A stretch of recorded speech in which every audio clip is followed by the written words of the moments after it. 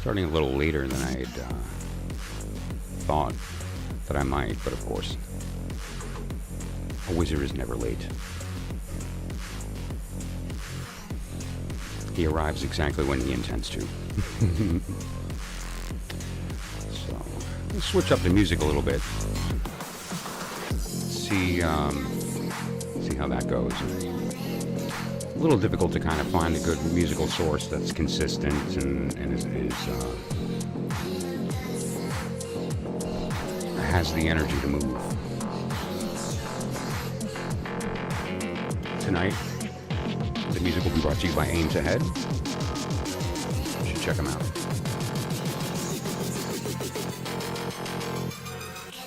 We've been talking about a lot, like we always do.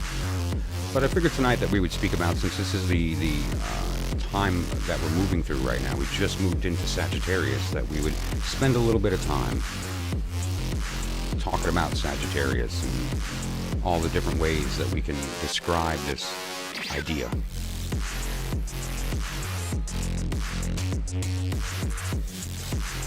You guys need to let me know how the audio is. Is the music too loud or just right? How's the mic and everything? If it's good, then we're good to go. I have a couple of things out here tonight with respect to Sagittarius and what that all means. Ganesha, what does he have to do with Sagittarius? Well, that's interesting. Ganesha has a lot of stories. He's been through some things. And he might have been through a couple of things that are similar to the story of Sagittarius, this idea of the sacrifice, redemption, and healing.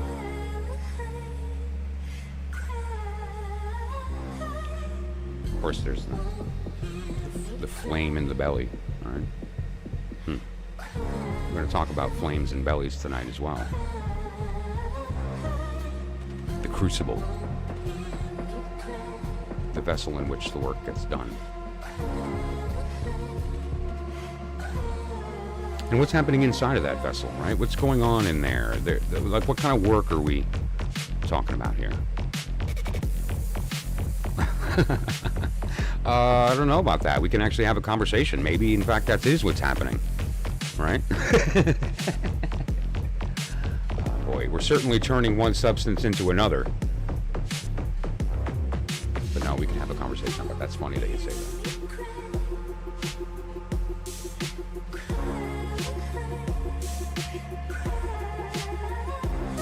That said, though, the flame inside the belly is very similar to what's happening here in this crucible, okay? And what I'm implying here is that the place where the work gets done, i.e., that's where we put the pieces of the puzzle. You'll see here it's indicated quite nicely in the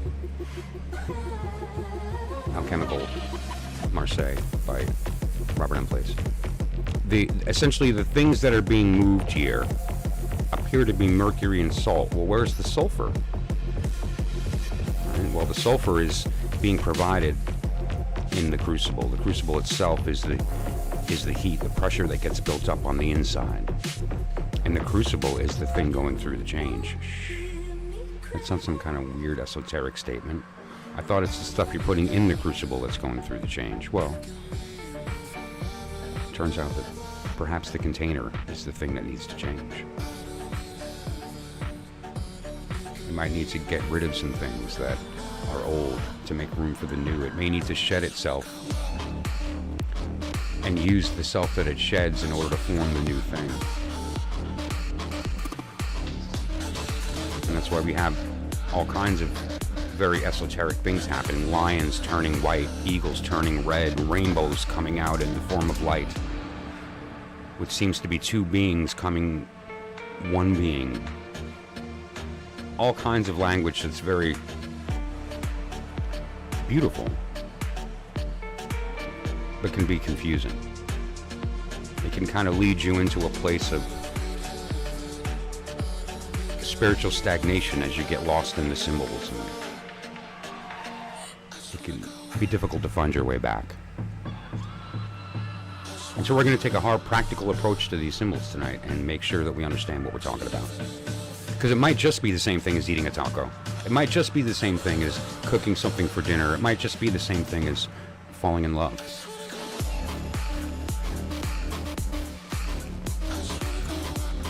Some relationships are bad for us. And although they taste good now, they hurt later. Some can stay sweet and nourish at the same time. That's what we're looking for, right? That manna, the honey and milk.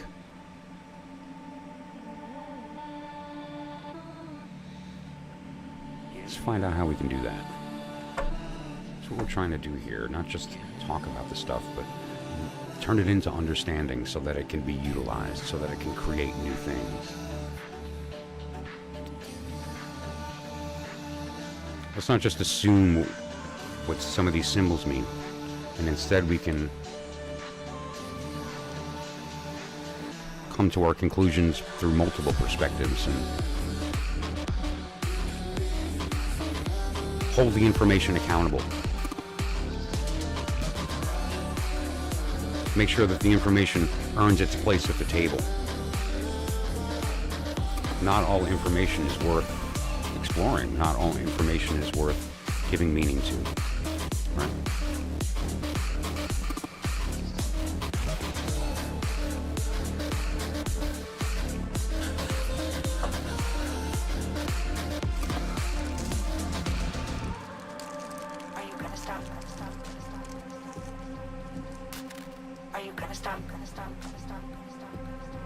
Stop telling lies. You know what I'm talking about. Don't pretend. Are you gonna keep telling those lies? I can see right through you. I can see right through you. Are you gonna stop?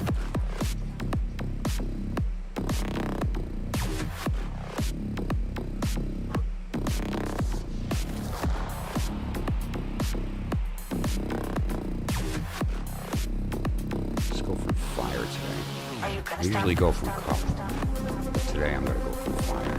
Are you going to stop? Are you going to stop? Are you going to stop? It's a really important part of the process. Are you going to stop telling those lies? Are you going to keep telling those lies? I can see right through you. I can see right through you. Diamond. Are you gonna stop?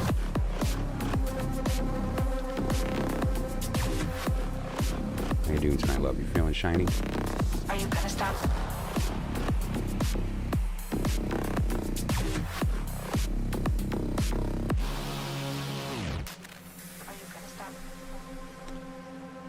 Diamond. Diamond's one of those things. It's so pure. You know, it's one of the most perfect forms in physical reality, right? It's basically a bunch of cubes stacked together seamlessly, and that's why it's one of the hardest substances naturally occurring. It's pure carbon. It's like the purest form of physical being. And the more pure, the more light that passes through, the more pure the refraction. The closest to actual red, the closest to actual blue in the sparks, right? And then, of course, it's the beautiful impurities that gives us this whole myriad of color in our rainbow, right? I've been favoring peridot lately.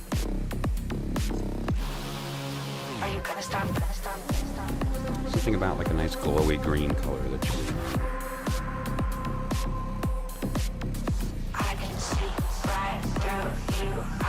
I got a couple of decks that we're going to be looking at tonight to just kind of piece together what's going on with Sagittarius and what this is all talking about. And how can we apply this?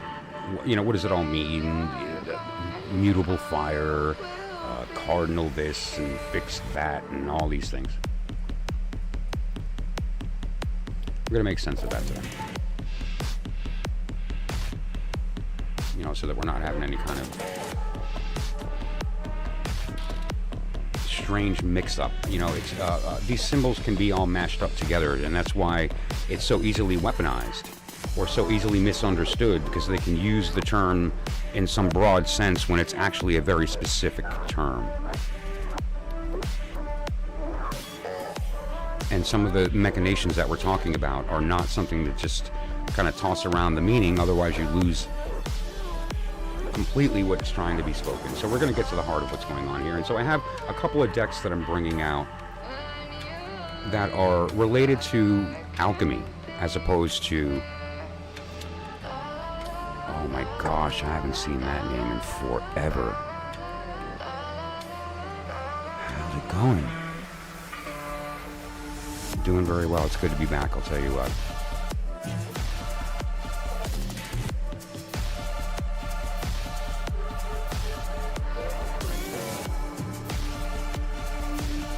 This is the Tarot of the Alchemical Magnum Opus, and this is the Tarot of the Alchemical Tarot of Marseille, both by Robert M. Place. You'll see his name right here.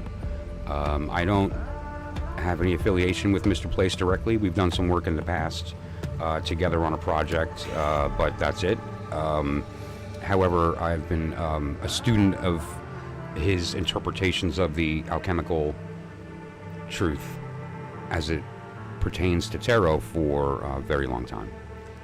And it was very fortunate, accidentally, through an acquaintance, to have had the opportunity to work with him on a project related to a peace initiative in Woodstock, New York, for a wacko hermit on a hill, Jack, Father John, that just insisted on spreading some love. And I was very fortunate to be a part of that. And Robert M. Place had done some artwork. I was doing some of the graphic layout and stuff, and some online things, and helping to kind of generate the money to let the thing happen. And so we communicated, but that was it. But that said, though, his command of the subject is not to be overstated. He wrote the book on the Neoplatonic system with respect to tarot. And so we're going to talk about here, with these symbols. How do they? What is being revealed here that we can use to maybe have a better understanding of this process? Tanner Mary, you're a genius. That like button is so lonely. And so we have some symbols here, right? That's the symbol for Mercury, and that's the symbol for, is that Venus? Well, yes, but in here, that's not what he's referring to. That's the symbol for salt. Salt, sulfur, and Mercury are the three sort of components of this process, right? That they need each other, and the combination of these three qualities of salt, sulfur, and Mercury are what allow us to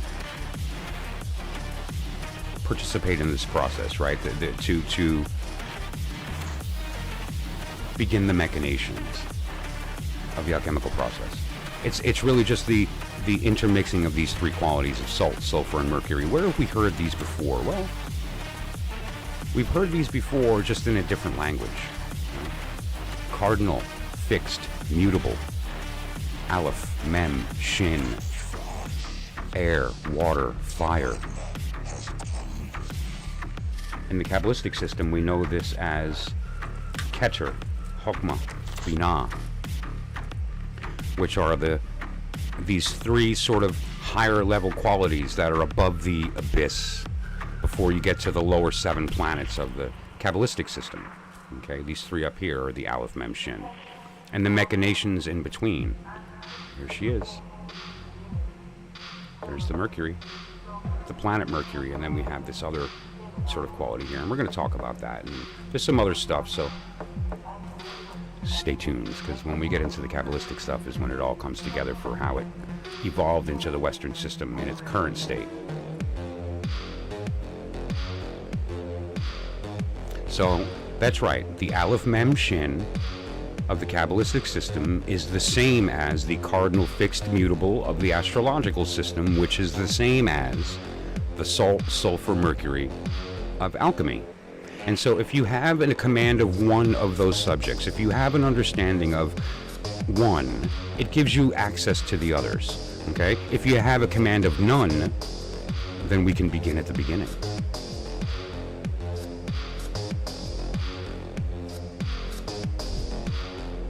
Regardless of your level of understanding of the tarot, it all begins to make sense when you hear it spoken, because it rings that part of you that knows it's true.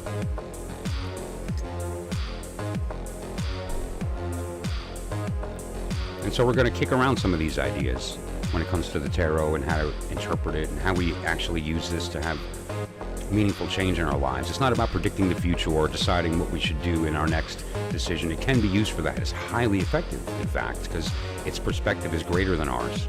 We'll be without it. However, if we use it to understand as a tool what the process of that change looks like, what does it look like to elevate, to sublimate, to ascend for real? Like, what does it actually look like? Then maybe we can, instead of spending our time burning out twin flames and safe spaces and shadow works and all the buzzwords, we can actually have an experience that is unknowable in any other way. There are no words. There is no meme. Those are just signs. They're just icons that point to something else. Don't get hung up on the words. Once we think we understand the definition, we stop knowing it. That's not what we're here to do. Happy birthday, Auntie. That's awesome. Another Sagittarius in the house. Very cool. She's an 8 of Wand.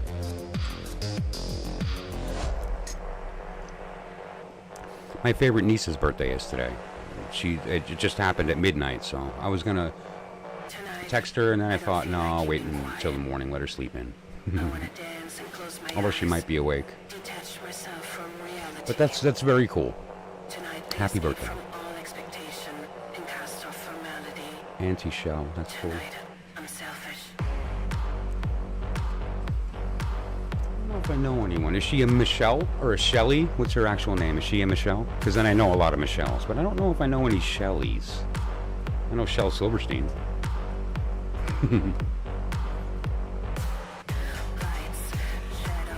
Diamond Girl's got an Auntie Shell, but we all have an Uncle Shell. Right?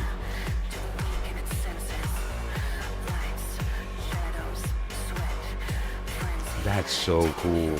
Awesome. Look at this Sagittarius all over the place. I love it. Well, you're going to learn a lot about Sagittarius tonight. First of all, let's look at Sagittarius from the respect of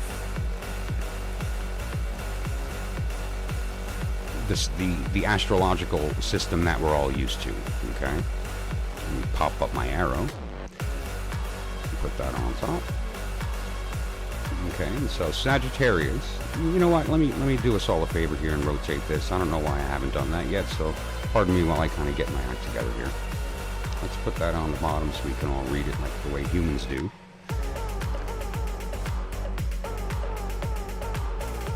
That's a little better, Michael. Okay, here we go.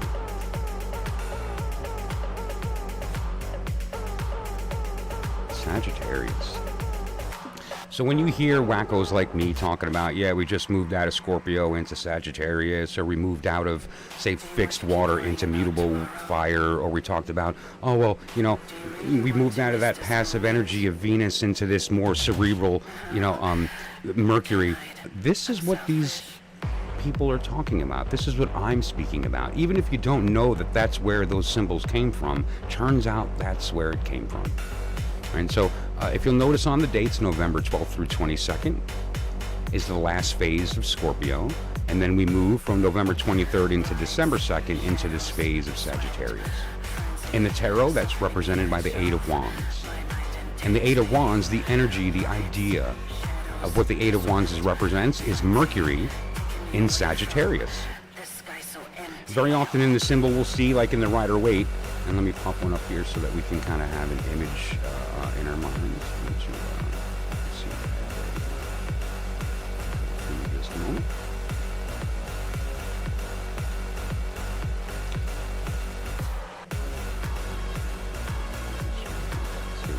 I think I'll use the Rider-Waite for this example since I've got a lot of other decks out here. Let's find our wands. There we go. Let's find our 8 of wands. And you tell me if this looks like Mercury in Sagittarius, right? What is Mercury but fast motion and movement and quickness and, you know, quicksilver and the idea of mental energy and all these things. And obviously that's the energy of Mercury in Sagittarius, right? That's where we get that whole idea, pardon me, for why the 8 of Wands has this representation that it does, right? The 8 of Wands has this representation because there's a planetary idea associated with Mercury for that period of time. If we go to the 9 of Wands, it's the moon in Sagittarius, different energy, right? We have this individual that's kind of been through stuff. This energy of an individual who has weathered some kind of storm and is sort of injured and maybe finds themselves alone. You see the pattern? And, you know, these aren't arbitrary symbols. These symbols are based on a very beautiful and specific thing. When we talk about Sagittarius, to begin with, that is the letter Samic. It's a certain particular period of time on the wheel. If you look at that big, beautiful, colorful rainbow of a rose on the left-hand side, it has 3 rings of 12, 7, and 3 petals. The petals that we're talking about here are the outer petals of the signs. Okay, and you can follow that around to see the zodiac as it appears in our sky, and right here is Sagittarius, which is Samic.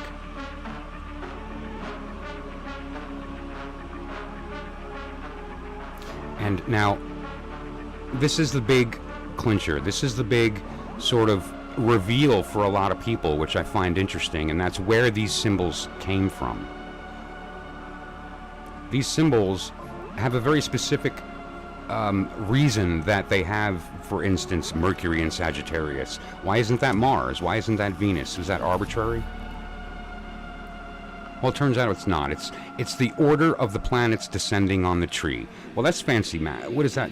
Right here, we have the tree. And the Kabbalists tell us that God descended in a lightning flash, starting here at the top. Right? So we go down the tree in a very specific order. And that's the lightning bolt. The serpent winds its way back up, and we'll talk about that later. But so during the descent, there are these qualities, and then we get to this third quality right here called Binah. But more importantly, it's the planet Saturn. This is the planet Jupiter, Mars, the Sun, Venus, Mercury, the Moon. That's a very specific order of descent, meaning that it's going down this tree in a very specific order. Now let's look at that wheel for a second. Let's start at Saturn and look right here, Saturn. Next is Jupiter. Next is Mars. Next is the Sun. Right? Next is Venus. Next is Mercury.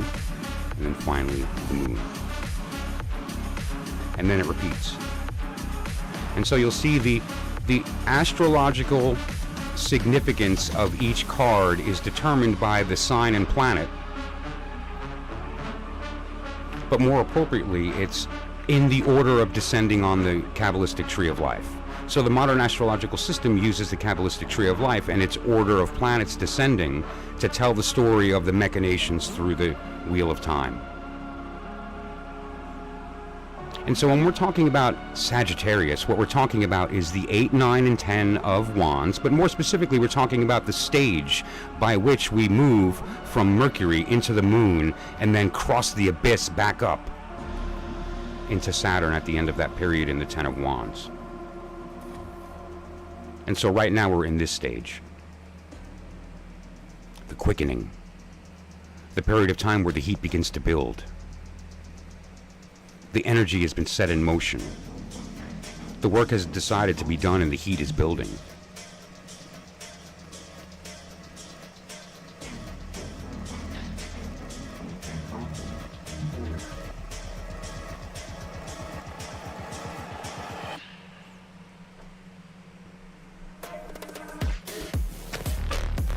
Kind of stop there for a little bit and let some of what I just talked about ooze its way into your mind and your heart. We can discuss a little bit more of that later. In the meantime, figured it'd be fun to kind of do a quick reading. Take a sip of coffee.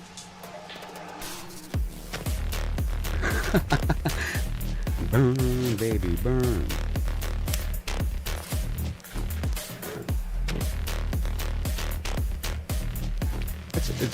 I'm glad you said that, kitten, because it's not about burning. It's about being the heat. You're not the thing burning.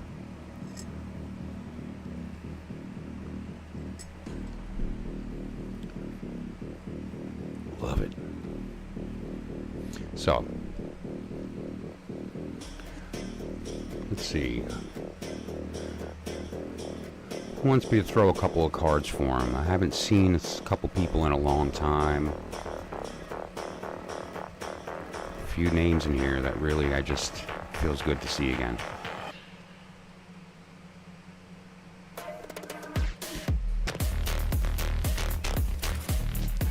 I don't know if you've been here before, Gen F, but if you have, welcome back. And if you haven't, welcome back. Been a while. Like 14 billion years, and it took that long for us to finally meet up again.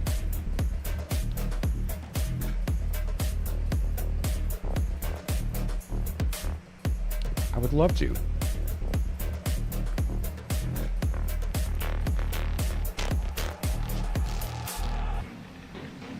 Appreciate that.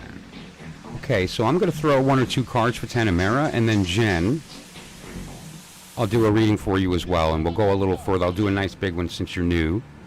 And we'll go over all kinds of stuff. We'll get your card for your birth date. We'll get the astrological numerology for it, and we'll get you a sigil and all that fun stuff. It'll be a blast.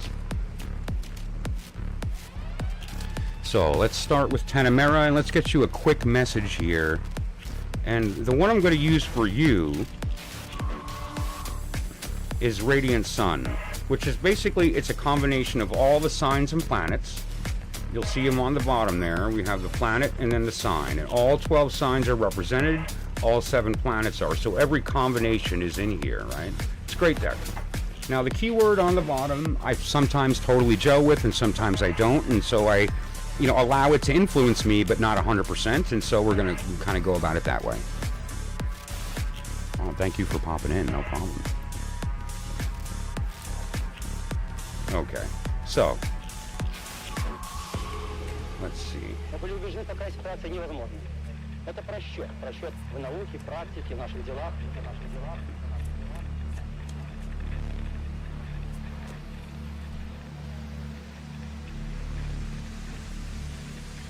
Okay, so paying attention to yourself, right? You get something that you finally had that kind of couldn't ignore anymore, and having to deal with, and you may even be like have an opportunity here to kind of enjoy that moment, right? It's almost like when you have a headache and you take the medicine and you're like, and then finally that dawns on you that the pain is gone, and it's like, and then there's that reminder, like, you know what, I should really do better by myself to make sure that I can stay in that state longer, right? It's the Sun in Virgo, just to be clear.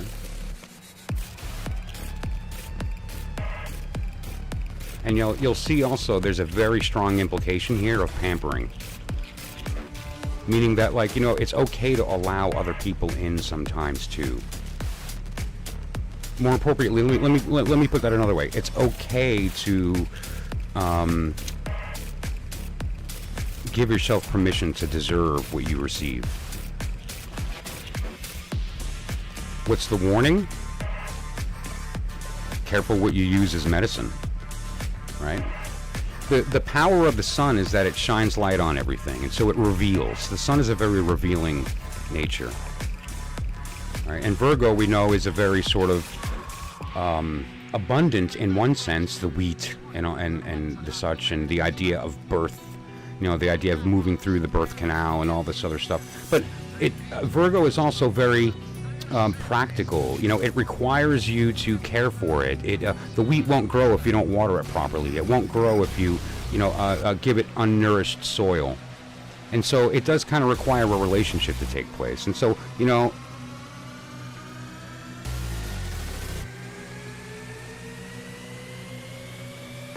seek health, seek it from the right places. And most important, remember that you deserve being taken care of also.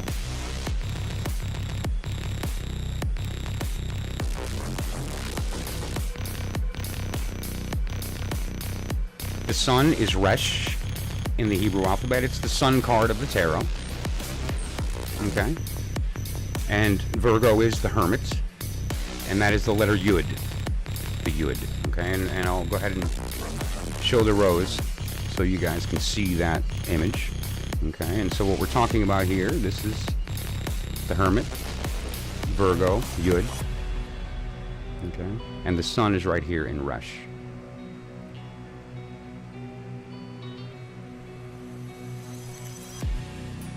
Now, if you wanted to, just for the machination, and then we'll move to the reading for Jen, what we're going to do is take that message and kind of look at it numerologically, right? So Resh is 200. Yud is 10.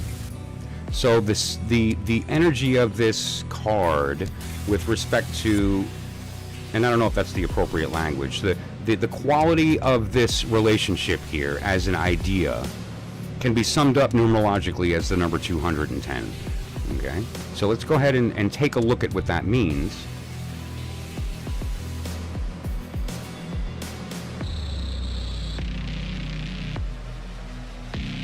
And see if we can learn anything from that.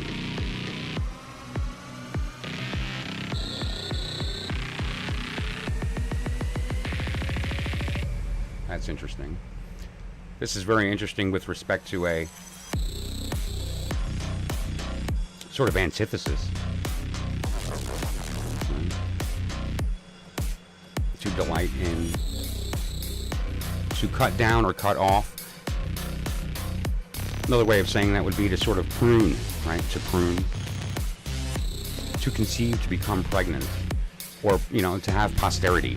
The mother idea is of bringing forth, right? There's this idea of bringing forth. To ascend or go up. That's a good one. May it be God's will by Netoricon. Netoricon is the idea of taking the first letter of each word in the sentence. So the sentence, may it be God's will, if you take the first letter of each word for that sentence, it equals and in this case, because of the final value, that last letter changes value. Pleasantness, according to thy mouth. And this process here can be pretty, don't get too hung up on the meaning. Let's just put it that way. You can get lost in the maze of meaning very easily here with Gematria. But it's fun to go through these. And more appropriately, it's fun from the perspective of giving yourself a creative reason to see it from different perspectives, to kind of squeeze it into that meaning, to get a sense of what it is you believe you think this means. And that will reveal a part of what you subconsciously know you need to be focusing on. It's a really good psychological device. Blood for the blood gods. Yes, Timura. It's a form of machinations of the letters. It's a form of permutation. The three forms that are predominantly utilized by Kabbalists are Gematria, Timura, and Netoricon. Gematria being the art of determining the numerical value of the word and finding other words with the same value. Timura is the idea of taking a word that is decided and changing the letters of the word based on a certain set of rules, like shifting it over one, shifting it over to, being every third letter, and using that as a code to change the value of the term to see its opposite and see some other things.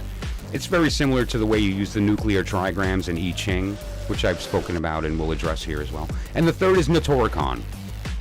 And Netoricon is really the highest level of Gematria, but essentially what it is you take a sentence and turn it into a word, or you take a word and turn it into a sentence. Crowley was famous for this with his words like vitriol and Babylon and Thelema, and so they all have a sentence associated. Each one is a full idea narrowed down into a small little word as a device that can be broken out into a huge sentence that means so much meaning. And so you can go back and forth, right?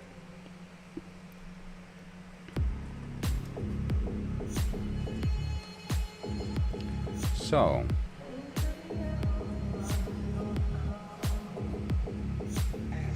Jennifer.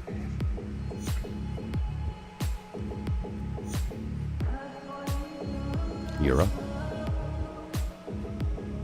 So, depends upon how much you want to share. Okay, Jen, but it's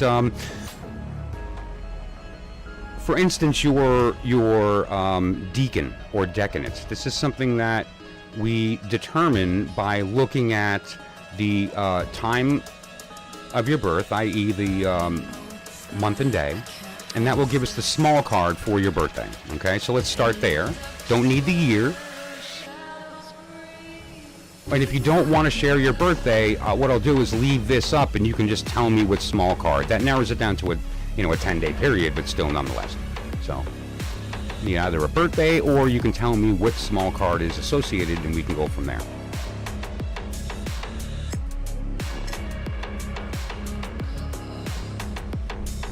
Great. Well, that's right. You did say that your birthday was just a couple days ago. And so you'll see that you are in that period of time, right? So you showed up at a good time because we just passed that period.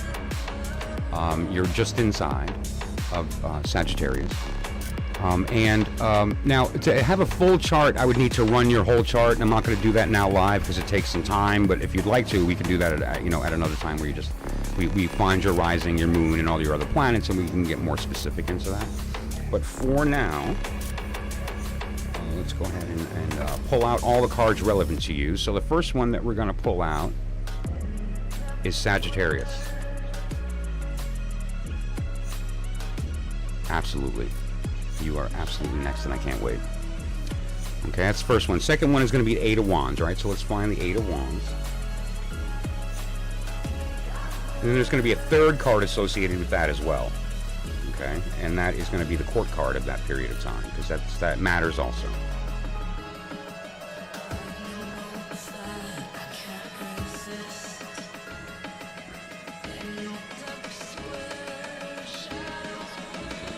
And now the Court card. If you look at the wheel here, there's a number of pieces of information. Let me pop my arrow. There's a number of pieces of information related to this period of time. Okay, and so it's mutable fire, the Eight of Wands, it's Mercury in Sagittarius. Sagittarius is ruled by Jupiter, right? The Caput Draconis, the end of the dragon, is exalted in that period. And then we have the Knight of Wands, right? That's the king in the Rider-Waite system. The Knight of Wands as your Court card, okay? And so we're going to find that as well. And again, the Knight is the king in the Thoth system. Sag rising, Leo moon. Okay, just to be clear, you have a Sag sun and a Sag rising.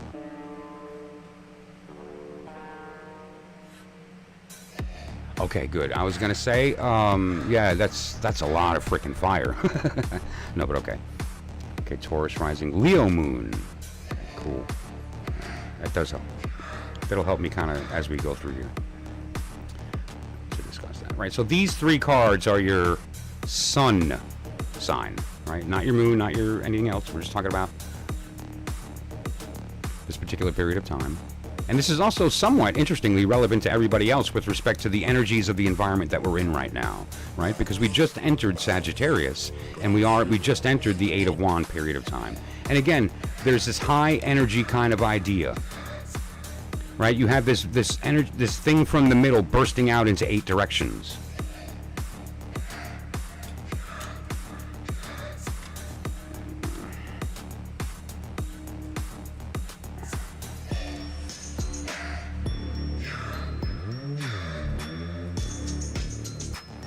Okay, we all know this object. It's a cube. It's a cube. That's all it is, right? And a cube has, like everything else, and we've already talked about this. This is going to put a lot of pieces together for people, so pay attention. This cube has 3 qualities: the number of sides, the number of faces, the number of points, right? That's the corners where those faces meet, and the number of edges. Those are the only three qualities. You tell me those three things, and I can tell you what the shape is. Always Andrew Owens. And so let's look at that. It has 6 sides, 12 edges, and 8 corners. There's 8 corners on this cube, okay?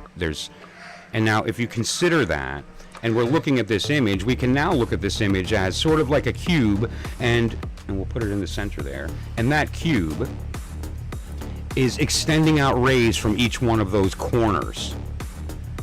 And each one of those rays is a different color, a different quality. Okay? And each one of the corners of the cube is another way of putting that is that it's a place by which we can observe the center of the cube from a different perspective.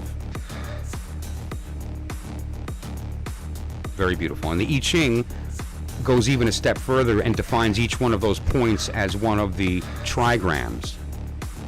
All right? And so what we can do is to have that same concept of eightness. Let me pull my arrow out so I can point at stuff. I'm sorry, I'm not prepared with that. Pardon me. While I fumble around trying to find an arrow. There we go. So each one of these 8 qualities are points on the cube. Okay? And now that said, whenever you see the number 8, it's referring to that same kind of idea, but in this case, it's Mercury. It's 8 Mercury. It's this idea of the burstness of it, the energy of it, the movement and motion of that. Mutable fire refers to the spectrum being split up. It's why we have the idea of the rainbow and the 7 planets and the colors so prominently displayed in the 8 of Wands.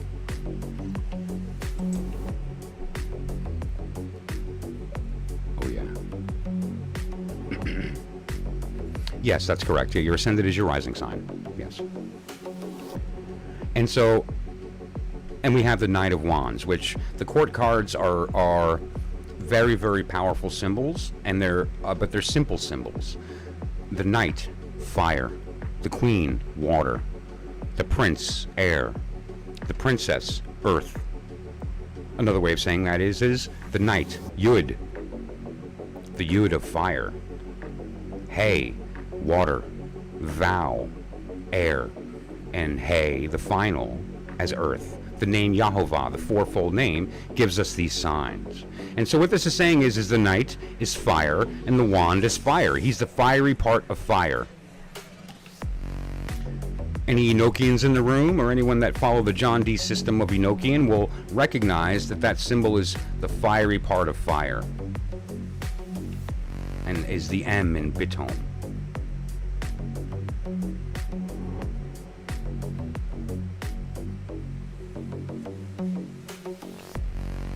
To see this from the where's my arrow? Okay, that would be the fiery part of fire down here, as far as the sub angle of the tablet. That's for the Enochians in the room. But that said, this idea of the fiery part of fire is the heat that is inside of this crucible. Right. And you guys will have to pardon me because I'm not 100% sure how far behind I am on chat, how far the delay is, and so if it seems a little wonky, that's why.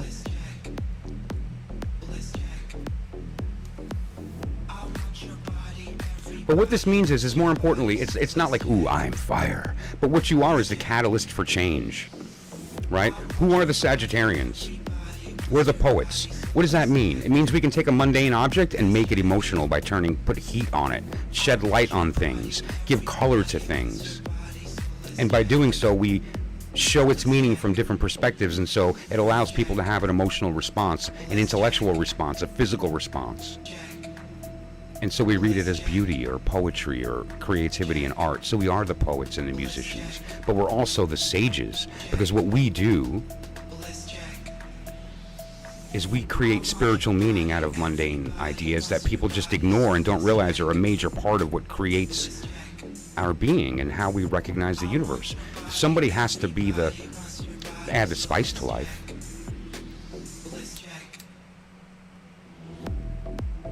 All the meanings will run together if not.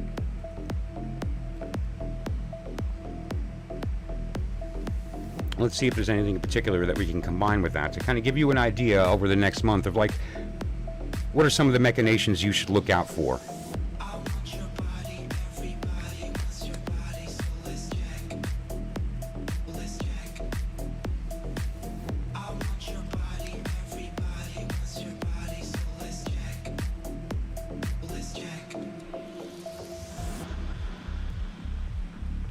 The moon in Scorpio.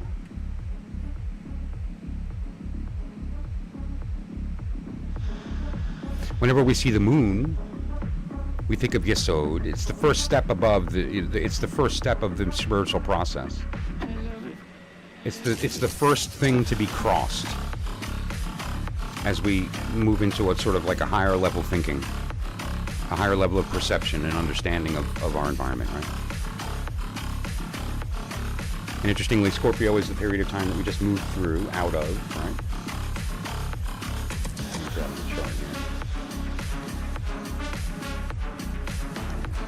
This is what I refer to as Yesod.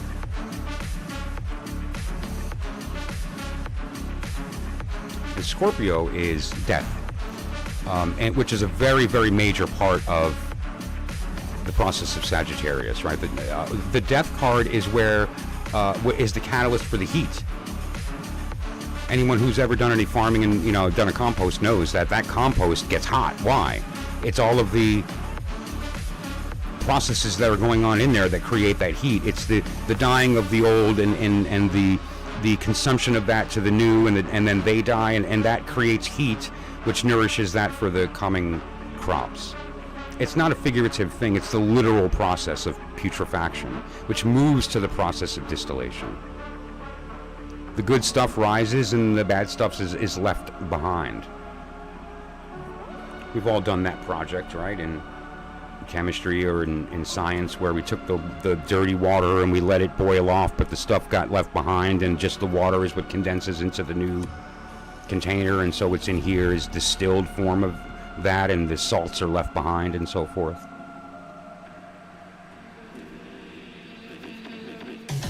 Death, Mercury, Mercury. Scorpio is that moment. The moment where the old way is shed.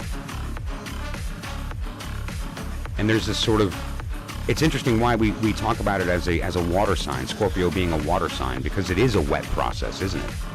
It's not a dry thing, it's a very wet thing. And that moisture continues until it turns into sort of like steam, almost like a mugginess, and then that turns into sublime. It sublimates, which is the chariot. That's a higher level version of what we're doing here. This is the first step. That's a much higher level step.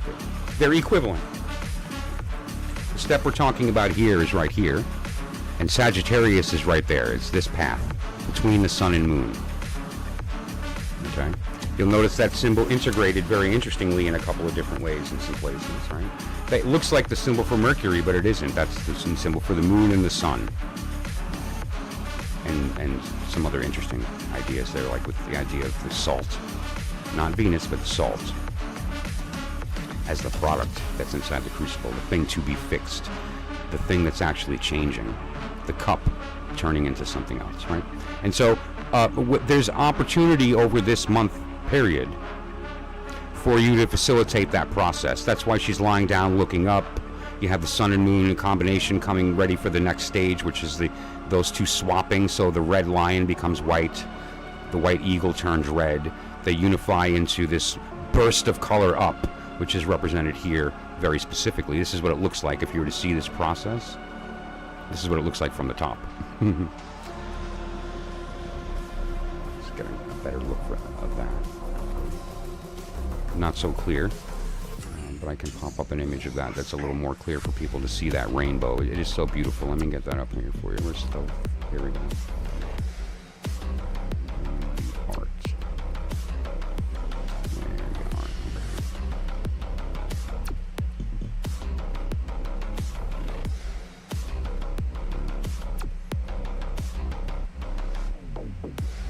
You have the blood, the milk, the light, the arrow. There's all these different symbols that are visible in here. The 6 planets with the moon as the center. There's beautiful symbolism. There's one that a lot of people miss, and it has to do with the size of the decks and the printings, and it's not always easy to see. If you look at the crucible itself, there's a skull. All right, that skull refers to the death card that we just left. All right, we have this cross of the sacrament, and we have this death symbol as the heat of the crucible. Death is the heat. The heat is death.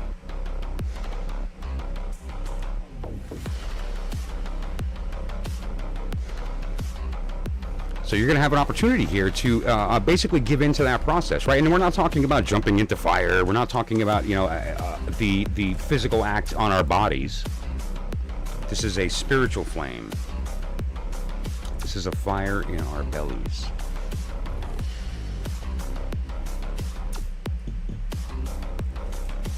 It's like the flaming heart of Christ. We've all seen the symbol of Christ with the flaming heart.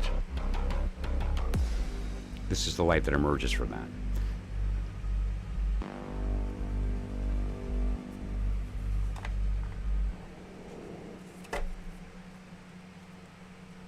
And that manifests many different ways in our lives. The opportunity to be the catalyst that allows that change, and us combining with something else to become a new thing.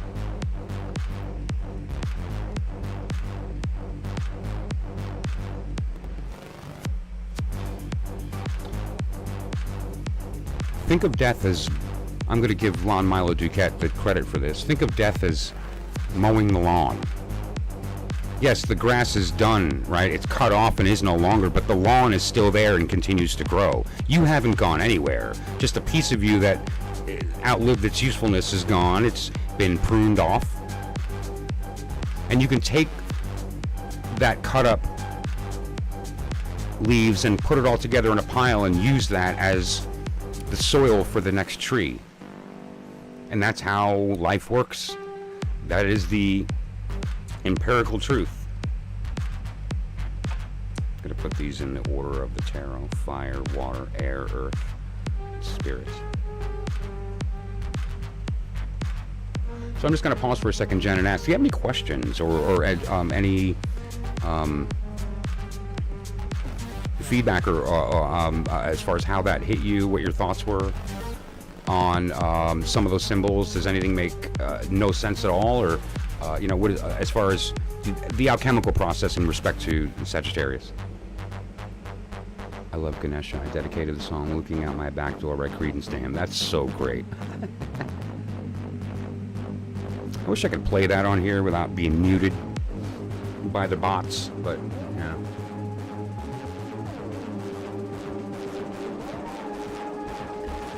It's hard not to see the dude smoking a joint in his car whenever I think of that song. And that scene when he gets his car back and he's in the car smoking a joint and he drops it in his lap. Yes, transformation for sure, 100%. And more appropriately, this is the stage of that transformation where the heat begins to build, right? Where the heat begins to build. Ganesh is Fresh by MC Yogi. Cool.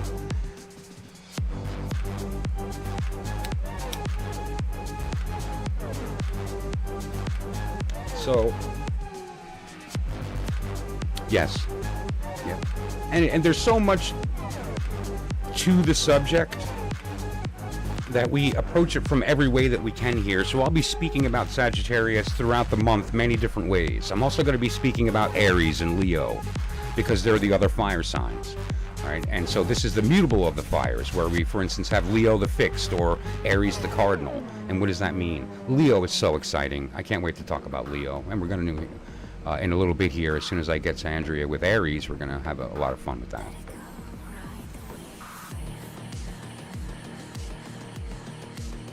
Okay. If you want, you can remove that old link so it doesn't confuse people too, babe. Or unless you already corrected it, in which case we're good. Okay, cool. So that said, though, yes, and we always, and this is the beautiful part of this. Don't think that means mystically this is the period of time for, a transformation in your life, and if you don't do it this month, you've missed the enrollment period, right? Obviously, every moment of our lives, almost like a holographic nature, is also visible. For instance, meaning that from tomorrow, from the moment you wake up until you go to sleep, you could apply this process as well, and at some point during your day tomorrow will be the Sagittarius of that day. Okay, we're getting into planetary hourly magic here, but it's the same idea. It's a reoccurring echo that rhymes through time. And so, yes, this is talking about the next month, but it's also talking about tomorrow. And there will be a phase of your day tomorrow that you could, when looking back, go, yeah, that was the phase where the heat built. I.e., I got the thing done, or, what happened? The heat in the thing became too much and I didn't feed it anymore and it went out. And had I given it more energy, I would have been able to make that transformation. Right? So don't think it's just resolved because some person on the internet did a tarot card and said, well, now's the time. That doesn't mean we can't become the catalyst for that machination whenever we want, toward any specific goal we want at any moment. And by simply understanding the environment of that desire, the components that are truly necessary, our actual will behind making that happen, we can then provide that appropriate catalyst. Put fire under the correct ass, so to speak, to make it happen, right? Definitely felt it before November even came. Sure. Yeah, I do, and it does. And you know what? Sometimes we all just sort of need the timing of the things in our lives, the space, an emotional thing that takes place that kind of knocks us into a certain way of thinking, so we have a realization of a thing that we've been ignoring. There's so many reasons. But when we step back and we take the willful decision to do it, to say, you know what, I'm going to look at Sagittarius today in my life. Where have I been the heat for something that I shouldn't have, so I started a process of reaction I didn't want? Where have I given more? How often do we give heat to where it doesn't belong, right? We give power to things that didn't earn it. That's been weaponized by media for a long time, but now more than ever, where our attention is completely taken from us. And where we decide to, quote, give our energy, where we give our heat, where we share our passion.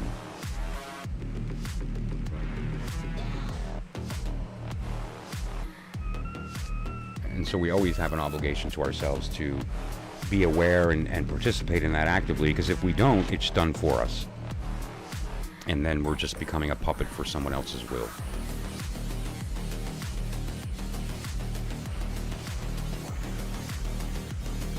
So, the outer part of yourself, your sun sign energy, is in those three cards that we discussed, right? The Eight of Wands.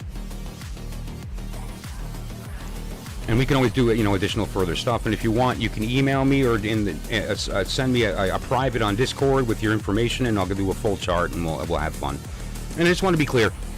There's some things I do charge for. There's a lot of work involved. It's pretty heavy. It's a one-on-one in person, but live and unless stated otherwise, it's free. So if you want me to throw together a chart, it won't cost you anything. Just email me. You can send me a text message to that phone number that's going to come up here in a moment.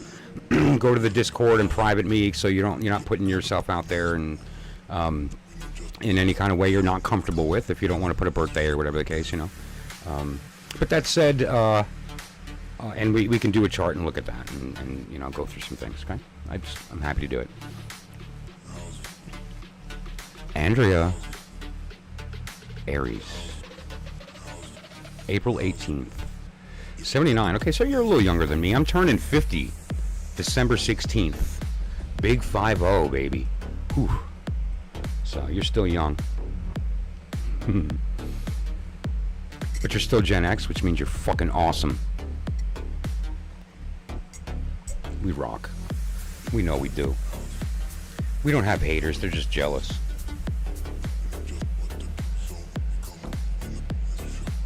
Sure will. No problem. I have the mod of all mods, and she's on it. Okay, great. Okay, so is there anything in particular you want me to read for you, Andrea? Do you want to go specific? Anything in particular going on? Did you already post a question and I missed it because I haven't looked at the chat in a moment?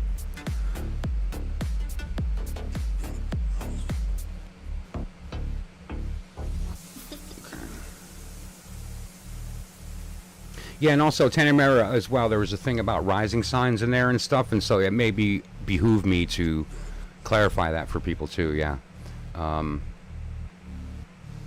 maybe I'll do a full chart for somebody who wants me to, and I'll use them as an example online. Have them call in. We'll go through the chart, talk about rising, how that's derived, where we find the planets, what all that means. And so when we're looking at your astro weather forecast, you'll know what we're talking about, right?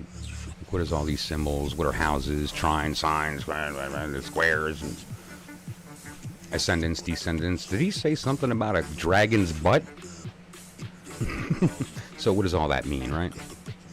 Sure. Let's do it.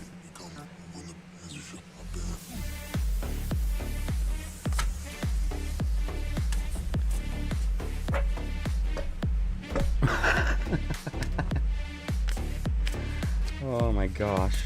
Woo! That's one way to put it.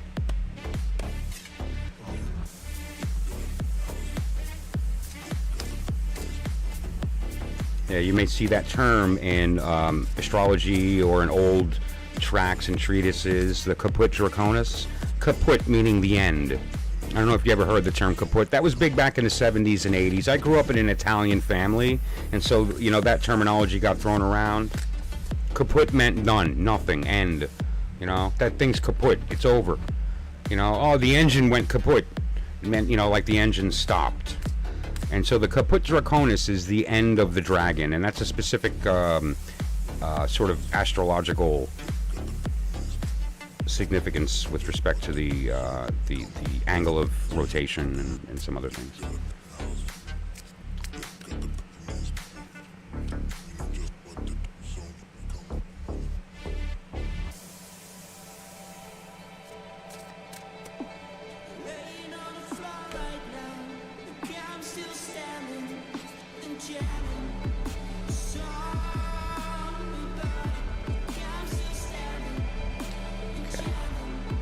What we're seeing here. Here's what the vibe is. The story is telling of a person in their garden in a blissful state. That doesn't mean that that's correct or incorrect. This just means they think everything's fine, right? It's some sort of someone in their peace, in their garden. But here we have this concept of waiting. It's essentially the idea of helping others to go on their journey and then sitting back and watching them do it. And sometimes there's like a sense of jealousy in that, or almost like a wanting at the same time. But you are the one that's kind of being the support, watching everyone else do what they want to do while you kind of help them do that, but aren't doing the thing. And then here we have a very sort of solid energy of exactly that. This is the Queen of Pentacles. The Queen of Pentacles is the end of Sagittarius and the beginning of Capricorn. She's the 10, 2, and 3. The 10 of Wands, the 2 of 3 of Pentacles. And she is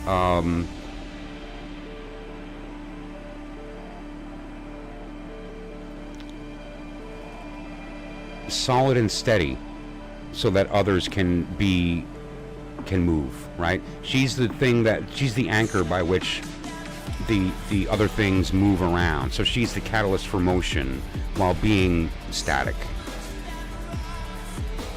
So when you put that together, and when you're referring to and asking about love, let's talk about that. What it looks like is one of two things, and I'm going to ask you to did you? North side of Chicago, okay. Cold. Maybe it's cold outside. Talk about some lake effect. Man. The only person in the room that knows anything more about that would probably be Tenemera, who's, you know, she's one of our friends to the north. 51st state. I kid, stop. Never, never. God bless. Could you imagine? But what we're seeing here is a person who is seems very happy and content on the outside, but really there is a bit of want here. There's sort of something lacking, and sometimes this can even refer to our own self. Like, we're so busy in trying to help others that we kind of forget to join that club. Like, you should be on that boat.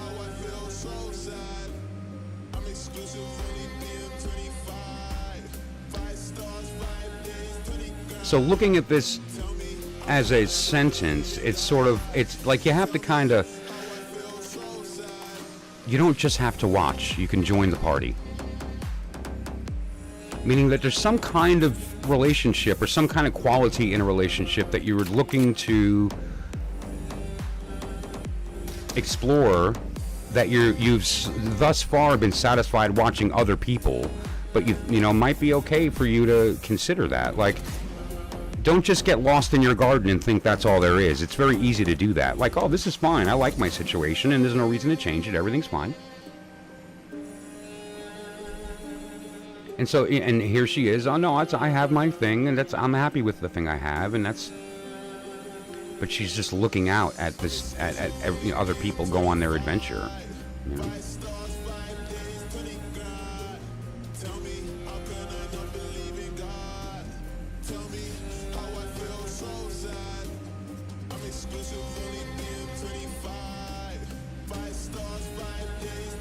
So now we have 7 and a 4. The 7 of Wands, 4 of Swords. Now the 7 of Wands, obviously, we just left that energy of 7 and moved into the 8 of Wand. We expressed it as the cup energy in Scorpio, but nonetheless, 7 is the period of hardness. Let me find my tree here. Of hardness before we move into the cerebral part of Mercury-ish. And so we moved from this kind of vibe into the 8 kind.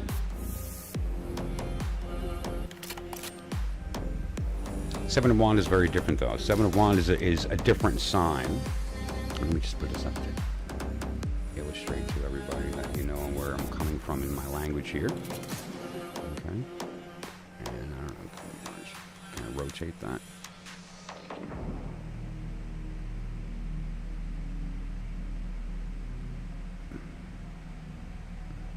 Yeah, OBS, not so easy to do things simple like rotate stuff. The stuff you have to grab in order to do that is very sort of clunky. I don't really know what system to use. This is all just duct taped together by me. All right, so this energy is very, very sort of active, and you'll see a lot of different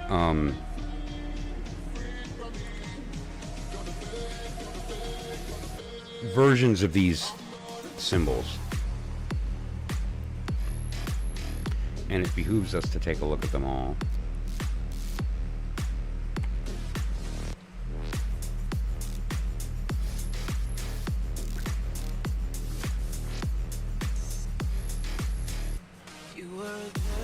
This is very useful for getting the full perspective on a thing, and I don't want to just start spitting out words, because once I get going, so I just want to have everything out for everybody. That's the Queen of Pentacles, by the way.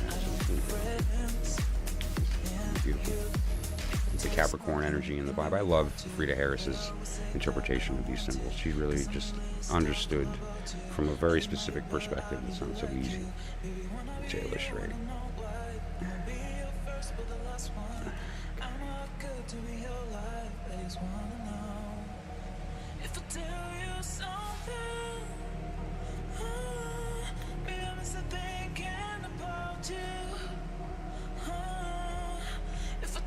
The wand takes us through this phase of initiation, and oftentimes in the 6th, that's the energy of we've been chosen and we have to go through our stages now. It's like the step of that. Mars is like the beginning of like the fight.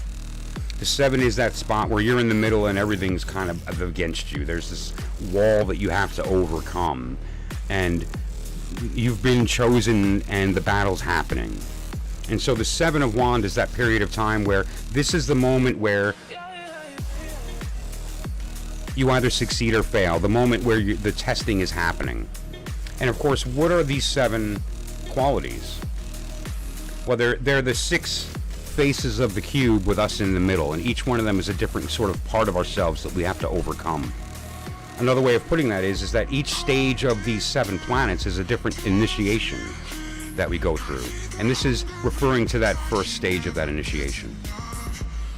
As far as this, now that we've been chosen and have become the champion of the cause, we have to now have that battle. And then the 8 is this moment of the energy that comes from the fact that you've won that fight, and it now has to be redistributed somewhere else because there's no longer a battle. Like all of the catalysts that needed to be done to facilitate that process of heat is finished. That's all that stuff on the bottom that's creating the sparks underneath the animal's feet, that's causing the heat on the inside, all came from that 7. And so what we're witnessing in the 7 of Wands is exactly that period. And you'll see how this deck refers to that. You have a happy wolf meeting an angry wolf.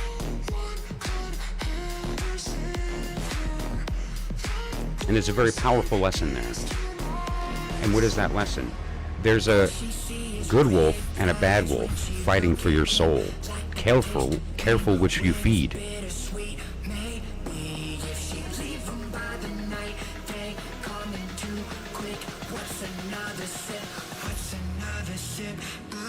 This is what refers to what we get out of that process. Depends upon what's put in, but more appropriately, I think that's a very wise statement.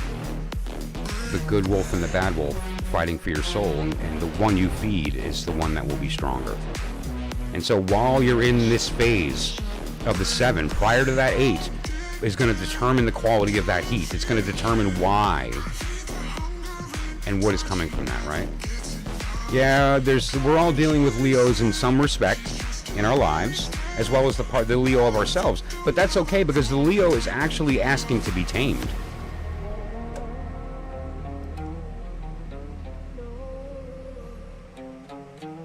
Leo is a powerful energy. It is. It's fixed fire, but it wants to spread. But more important than that, it's the Kundalini.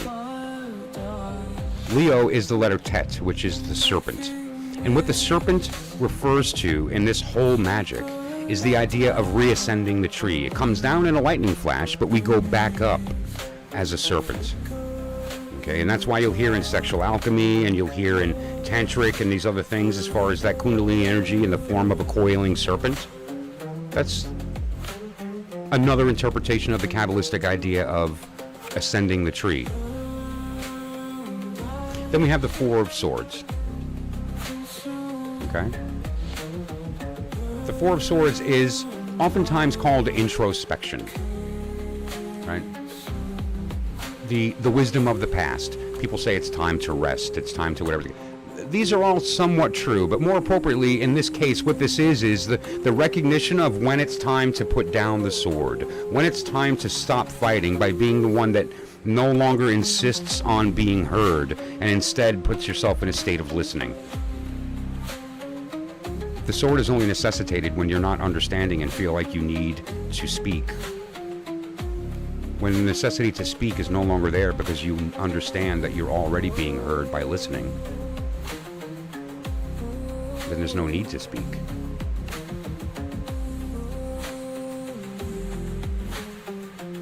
Prayer, that's one way.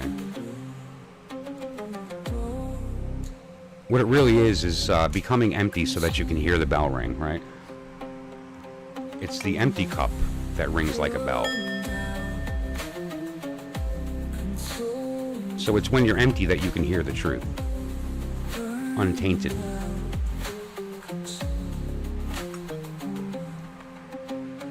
And so in the process here, it's about letting go.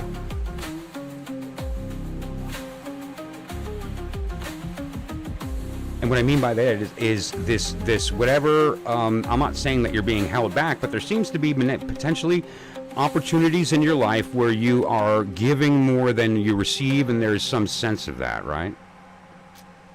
No problem. But thank you so much for stopping in. And anytime you want any clarification, let me know. If I missed you already, I apologize. I need to look up at the chat more often. And for the rest of us, I'm going to put down one more card related to that. I wanted to ask you, Andrea, should I stop and add, is there anything that you want me to continue? And do you have any, because I'm going to put down one card now to kind of put it all together. Thank you, Jen. You're always welcome here. I plan on streaming at least once a day. And check out the Discord. I'm going to be popping all kinds of stuff in there.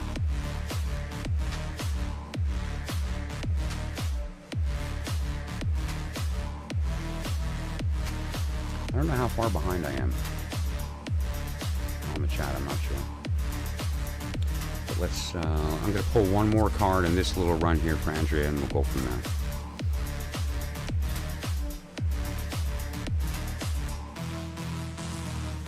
See, you just told yourself, I am speaking a story right now. I'm not saying this is what you're feeling or thinking, Andrea. I'm using a metaphoric story to tell the idea of these concepts. The Five of Pentacles is somebody within this scope here, of somebody who just got told that they're allowed to want also. They don't just have to help others do the adventure, but they can take the adventure as well. This is someone justifying it, saying, yes, but if I stop, then they're going to need me. Or if I stop, then how are they going to know where to go? I need to continue to be that for them, because if not, then they can't do it on their own. And that might be true. But there's also times where you have to be open to letting that in as well. Oftentimes, this is an image of an injured soul walking next to a church feeling like they're not welcome. But the lights are on and they are welcome. It's the idea of recognizing that you're welcome too. And, you know, where that applies in your life could be pretty interesting. Has he been? Okay, you know, there seems to be some kind of sort of stagnation. And what I would say, and this is great for a second chance, is treat it that way. Start a new adventure. Don't just say, okay, well, you know, good, we get to kind of pick up where we left off, no.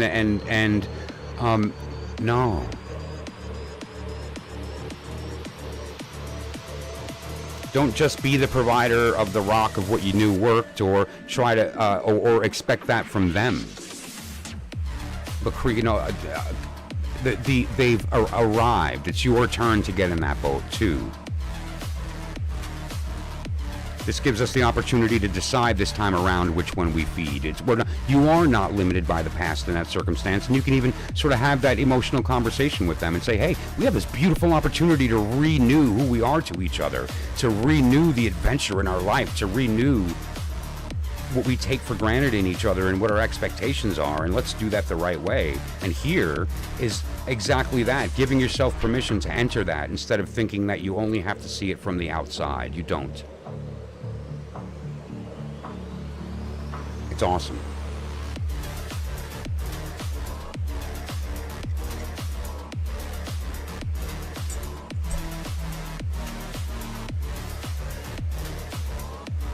And that means adding some new heat. Use Sagittarius as a time to kind of recreate this thing and let go of some old stuff, and give both of you the permission to explore some things that you didn't the first time around because you were young or afraid, or you know, or made some stupid decisions, or whatever the case, you or he or both of you or neither did. This is an opportunity to kind of be honest with each other about what you want, and to be brave enough to ask for it, and to be strong enough to insist upon the things in your life that you know don't belong there, and the two of you can really build a beautiful new thing. Now, that's ideal and fun to talk about from this end, but it can be real. Who you were and who you are not the same. Who you are is who you're deciding to be. And so you have the moment, the two of you, to participate in that process of reinventing who you are to each other, so that you can invite adventure, invite a crucible that heat can build, so the two of you can dissolve and become something new. And that new thing will be something that neither of you had considered was even possible.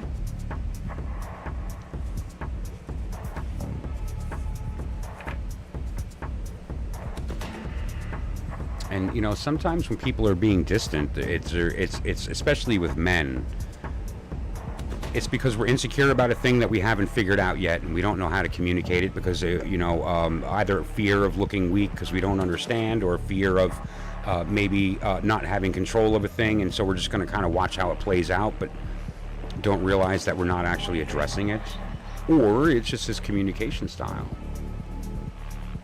But if you're saying he's been distant lately, that means it's not his communication style and something's changed. And so, let's not worry about the fact that something changed. Let's recognize that it can't not change. And so we always have to sort of be in the position of being open to that and participating in whatever it becomes. Here's an example. I'm just role-playing. Hey, babe. You know, I've noticed you've been a little distant lately, and I wanted to say that I think this is a beautiful new opportunity for us to reinvent who we are for each other. And so I want to be something for you right here and now, and I want you to be something for me. Something that we've never been. So forget about whatever it is that's causing you to be distant, and I'm going to forget about whatever it is that led me to notice that. And instead, let's just be love for each other in this moment. Fresh, new, not any imposition, no expectation. I don't care what your identity is. I just want you to be. I just want to feel the heat of your being. I just want to feel you touch me. No words, no names, just us. And see how that feels. And sort of build from there.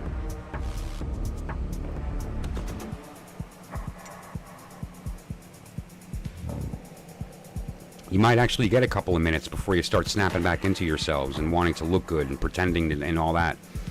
But until then, you'll have this beautiful moment of authenticity with somebody, or at least from one side, and you'll plant the seed that you're open to that happening more often.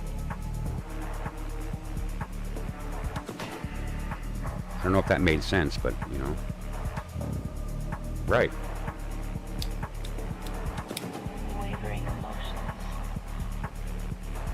You'd be amazed how powerful it can be to just hold hands and look someone in the eyes. Especially if you have past feelings and you've been through stuff together.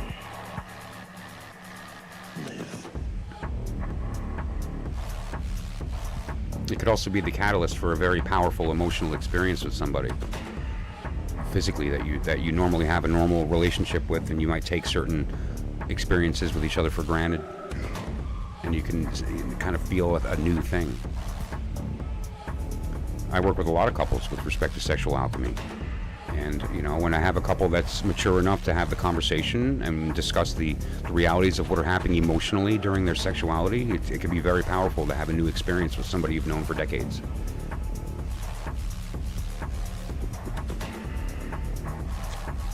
Well, I certainly would not say constant, no.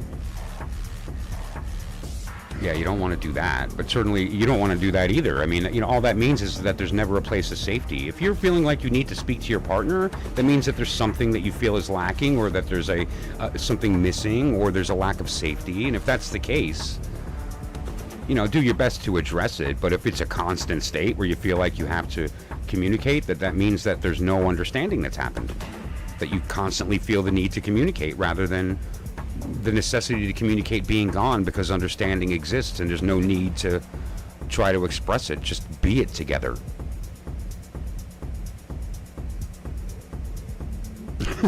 Well, yeah, well, don't overestimate us. I think that's a big mistake a lot of people do, is, you know, they overestimate the people in their lives, and we're really just masturbating, shit-throwing monkeys most of the time, you know. If we just kind of really look at the human animal, we really can't be trusted a lot of the times to do the right thing for ourselves, can we? Yeah. Yeah. We need to talk when it's time to talk, and we need to be when it's time to be. It's not always obvious when that is.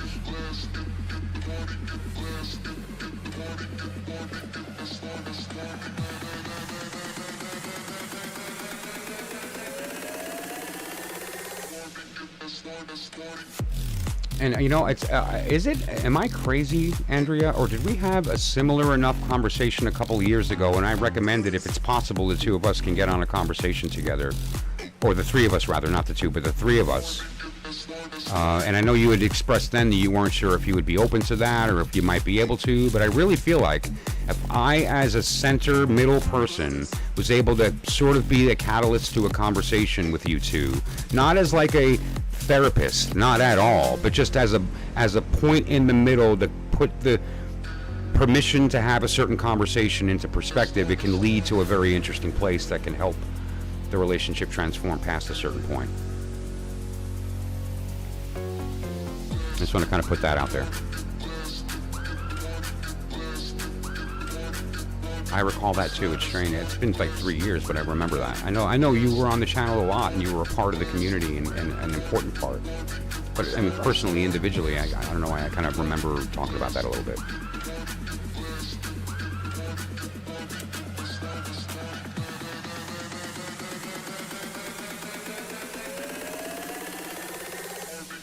By the way, off subject, what do you guys think of the change in music? You know, it's a little higher energy, a little kind of darker.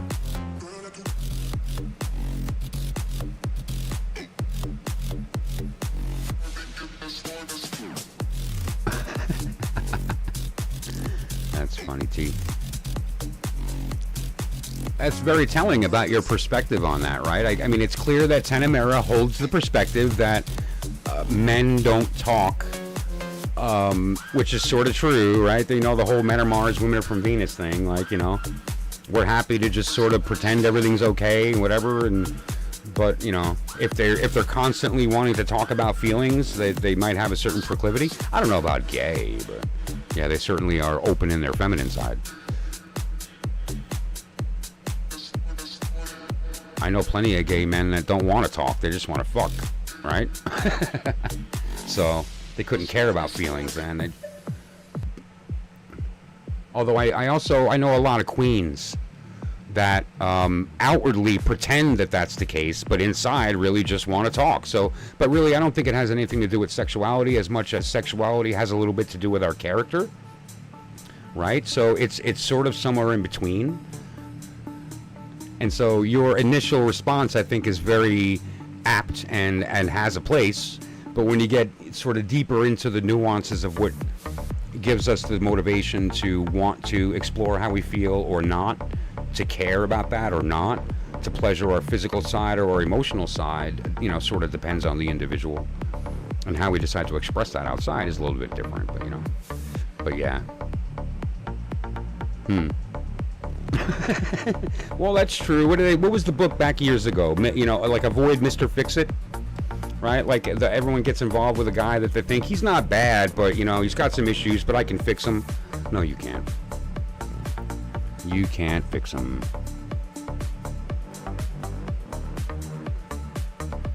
But again, yeah, well, we have to know there's a problem, right? Like it's a little bit on the other side of that relationship too. If you've got a guy that sort of just doesn't realize that there's anything wrong, then it's kind of not his fault that he's not doing anything to make it better, because he doesn't realize that there's anything wrong. But if you then communicate that and there's a lack there, then there's some steps that can be taken to kind of get into his head and hopefully get heard, you know, without it coming off by someone who doesn't understand communication, reading it as being naggy. And that's just, you know, a dude who needs to kind of grow up a little and you know, can be snapped into the state of listening. He can be.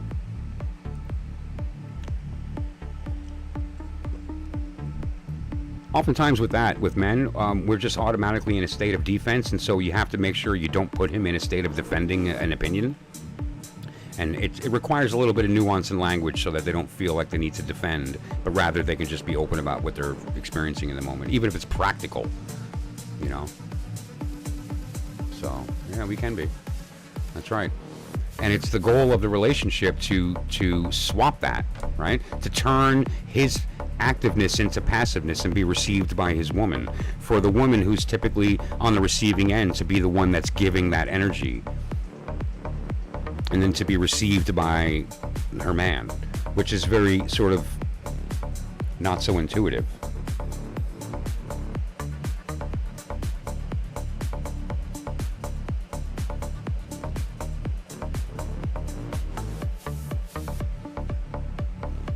And so, you know, a lot of the archetypes that Tanamera is talking about are, you know, obviously visible, but are more importantly sort of instructions on how to avoid that generalization, right? And how to become a little more balanced.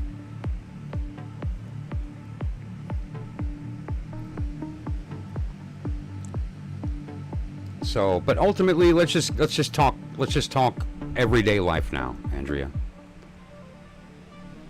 You two have been together for a while. You know, on and off is a thing that happens, and when you're in the on, it can be all kinds of good and bad and ups and downs. And when there's an off, there's a weird sensation of do we belong together or not, and re-inviting it and all these things.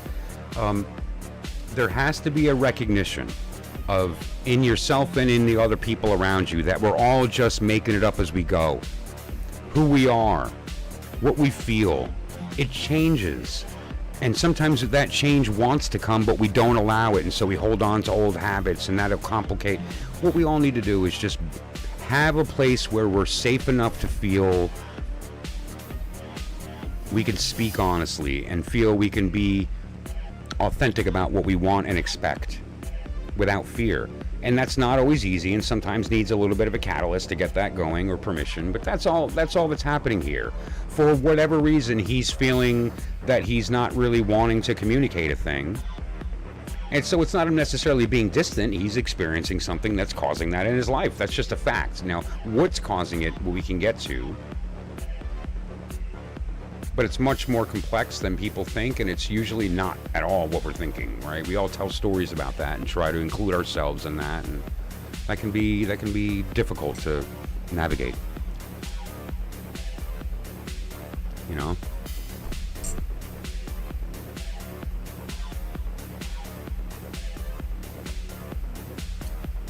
And not to complicate it further, and don't worry, I'm not going to get too far into it, but then there's also the idea of like, wow, am I wasting time? Should I be looking in another direction because I'm like missing life by, you know, keep going back to the old thing? All kinds of fun stuff happens when we get, you know, onto the on again of an on again, off again. But it could be a fun ride, I tell you what. All kinds of growth, all kinds of change and opportunity can come from that. All kinds of being able to see other sides of people that we thought we knew. We've all been there when we break up with someone and we can see them from the outside of the fog of love, and we see sides of them that we didn't allow ourselves to see. It's weird and interesting and strange. Well, the same thing's happening to them for us. And doesn't that just show us that we don't really know who we're looking at, or unless we have the sensitivity to see it from different perspectives, right? Unless we have the eye to do that, and that's not easy when we're clouded by chemicals. And so an on again, off again is usually a good opportunity to kind of see that and to say, oh, no, okay, now that I've seen this person from all kinds of different angles, here's what I'm willing to forgive, here's what I'm not, here's where we need to move forward with, and here's, just so you know, I'm tired of holding back on this thing and I'm not going to do it anymore. This is the me that I've been hiding, and here it is. And we can have the permission to do that. Right? Thank you, Andrea. Thank you. Anytime. One of these days we'll get the three of us together and we'll have a great conversation. If he's open to it.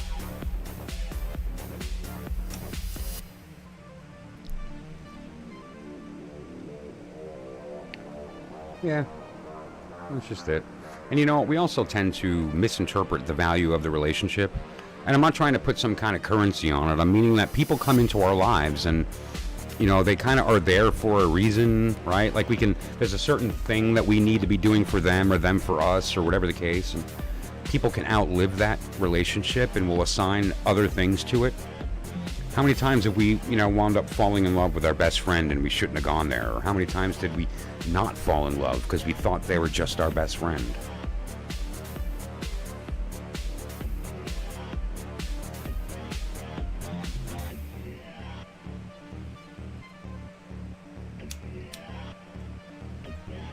Happens a lot.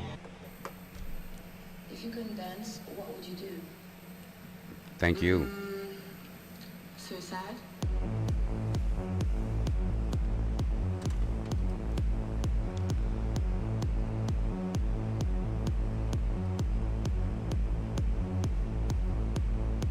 These are getting kind of sticky. Gotta wax them or something. But, okay.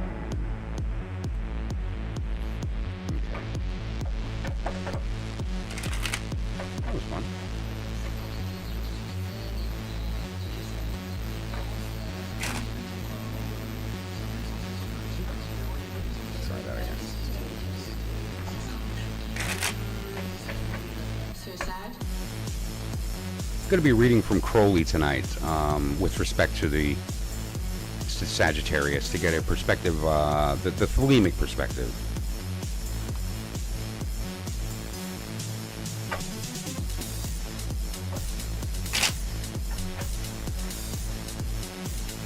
Stick that somewhere in the middle.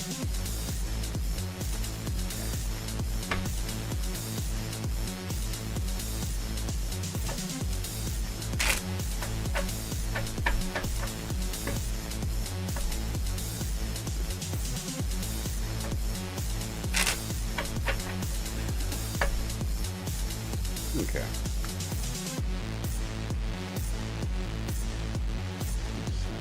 Ready for whatever.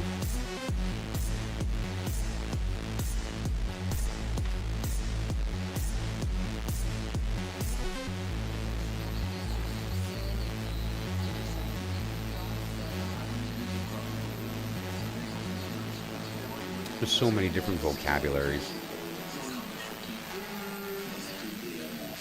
So many different ways to tell the story. And so let's approach one of those ways.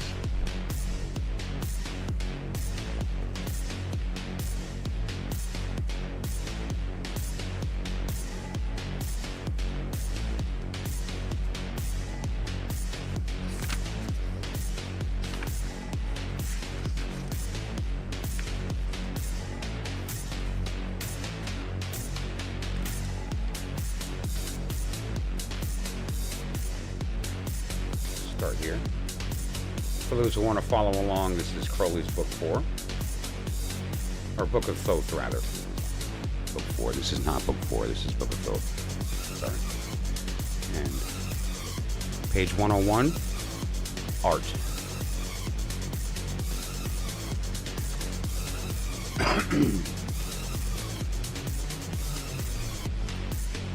This card is the complement and the fulfillment of Vatu 6, or Gemini.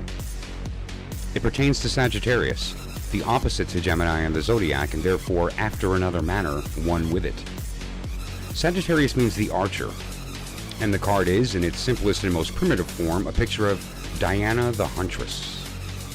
Diana, primarily one of the lunar goddesses, though the Romans rather degraded her from the Greek virgin Artemis, who is the great mother of fertility. Diana, the Ephesians, many-breasted, a form of Isis, as seen in Atu 2 and 3. He's referring there to the High Priestess and the Empress. This connection between the moon and the huntress is shown by the shape of the bow and the occult significance of Sagittarius in the arrow piercing the rainbow, the last three paths of the tree that make the word Kesheth, a rainbow, and Sagittarius bears the arrow which pierces the rainbow. For his path leads from the moon of Yesod to the sun of Tiferet.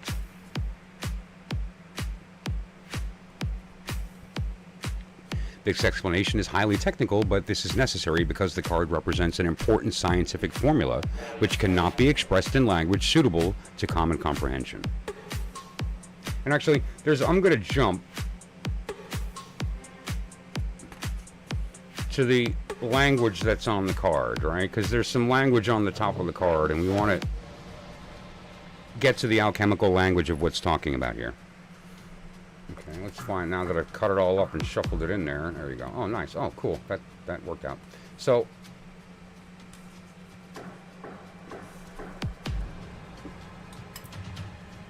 on the outer edge of this card, oh, you know what? I realized I had the image up. Let's do that.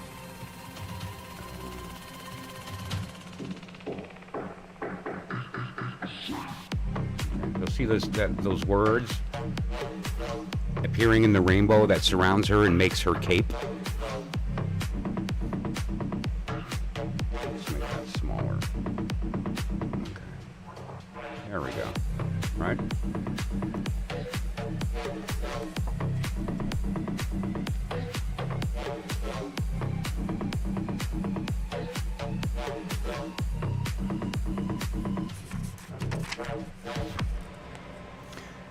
In this card, therefore, is foreshadowed the final stage of the great work. Behind the figure is its edges tinged with a rainbow, which has now arisen in the twin rainbows forming the cape. of the figure is a glory bearing the inscription Visita Interiora Terra Rectificanto Evenis Oculum Lapidum. Yeah, you like my Latin? Visit the interior parts of the earth. By rectification thou shalt find the hidden stone. Visit the interior parts of the earth. By rectification thou shalt find the hidden stone. The initials of the term, again we talked about Timura and Notoricon. If you take that sentence, it makes the word vitriol. We keep hearing that word. That is not a word, it's a sentence, and that sentence is, visit the interiors, parts of the earth. By rectification thou shalt find the hidden stone. The initials make the word vitriol or the universal solvent. Okay? Vitriol. And then he has some mathematics to show how in Gematria the value is 726, which is 6 times 12 or 11 and so on, 33 times 22, and so forth. So 33 times 22 is numerologically the number of paths plus the entire alphabet together. Multiplied includes the value of the word vitriol, which is the universal solvent. It's all beautiful. What does it all mean?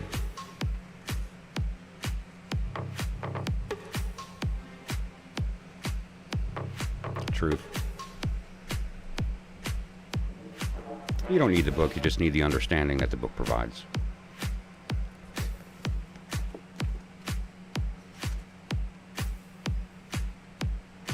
So, what are we saying here?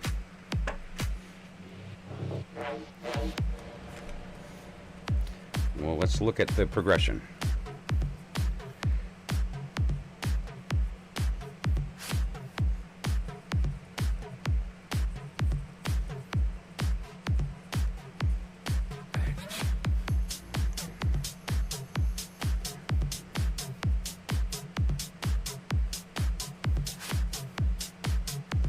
Oh my gosh.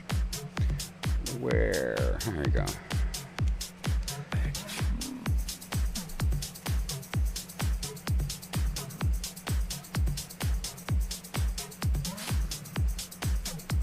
Scorpio, Sagittarius, Capricorn.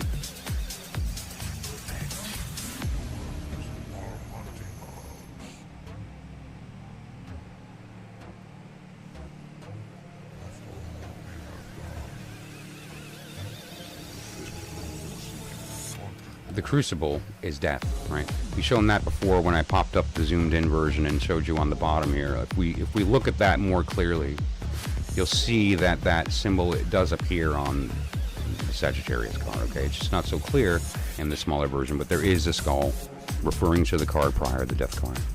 And that cross above the bird refers to the sacrament of, the cup, the baptism, the sacrament of baptism by fire. And so, and rectification. And what is that solid that it talks about? That solid is the Capricorn. Okay, if we pop up the wheel here, there's some knowledge that can be gained from that, right? Because when we move into that, let me rotate to the point that we can see this more appropriately. You'll see the machinations of the transformation here from fixed water into mutable fire into cardinal earth. That's all it's talking about. Fixed water, mutable fire, cardinal earth. And so when you hear that statement again, it sort of makes sense what's happening here, like what you're actually hearing. It's poetic language referring to a process of moving from one stage into another, which is the idea of ice kind of being sculpted and melted by the heat, turning into steam and rising up again. And what's left behind is a denser, stronger version.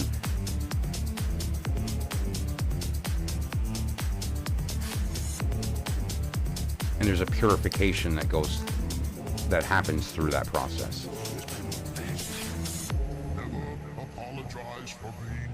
And so that's what this idea is of the movement from the water into the fire into earth. It's pointing that same picture. Right? And of course that's what we're here to do. That's what we're already doing, whether we like it or not, whether we participate or not. We go through this process very often. Every time we make a decision, this occurs. Every time we witness a new happening, a new phenomena in our frame of reference, we experience that same thing.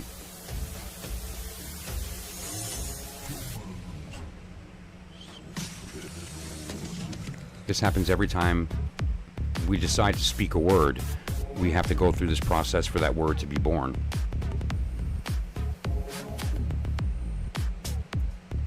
That's a great question, and here's my best way I can answer that question, because I can't answer it directly, but here it is. When you shine light through a rainstorm, you get a rainbow. It's the act of the steam that comes from this process with light shining through it breaks it up into all of its myriad parts, right? And so, for instance, we have the first card of the stage of Sagittarius. Speaks that perfectly. The reason that we have it as a rainbow is because in this process, it gets broken down into its constituent parts. The heat is so great that all of the bits and bytes break up until you wind up with now its purest form.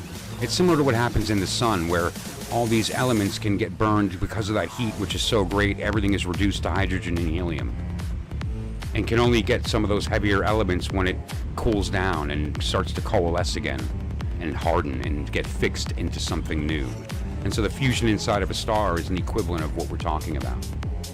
And the rainbow is that burst when that begins to occur, where they all have a separate identity. Because of course, what this is the symbol of solidity. It's in the reduction. It's in, once it goes past the abyss and falls into physical form, is when it breaks up into these colors. And so what the rainbow is referring to is both here the ascent to the sun, but what it looks like from the top is the descent into matter. And how does that complete? As Capricorn, the earth, as a solid object. And so this is the burst of the energy outward into its constituent parts, so that it can then be fused together as one perfect thing. And the remainder, the things that don't belong, become the fuel, the fertilizer for the next life. And it starts over. And so this progression is Scorpio, Sagittarius, and Capricorn, which we can see on the wheel as a very specific movement through time.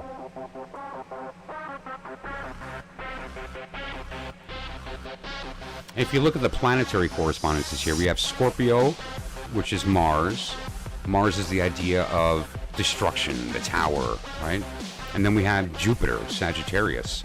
Jupiter is Yahovah, the fourfold name, right? Jupiter thinks it's the biggest thing in town. Jupiter thinks he's boss. Jupiter, looks around and sees nothing higher, and so thinks he's top dog, number 4. And from the opinion of everyone underneath, that's that they share that opinion. And then finally Capricorn.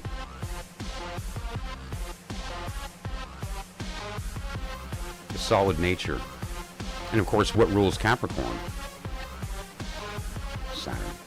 Above the abyss. We're back to the state of descent. That solid goes back down after Capricorn.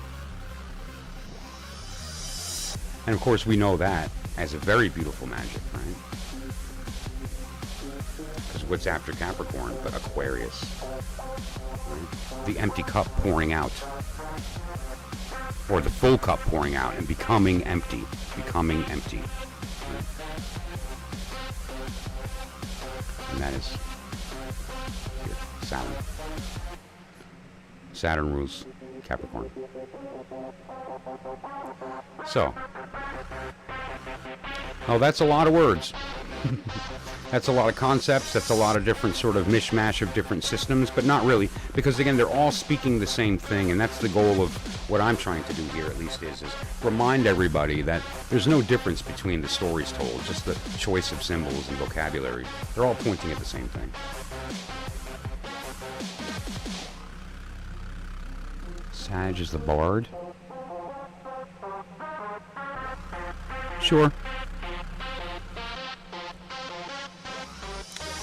It's the half-elf Kender type object, you know, like, remember, you know the Kender where they would just sort of steal things and make the adventure interesting, right? Yeah, the bards are always fun because they have the fun magic that everyone thinks is weak until, you know, they light an ogre on fire. Whoops.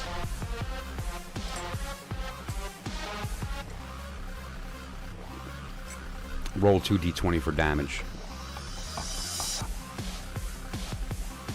So, that said,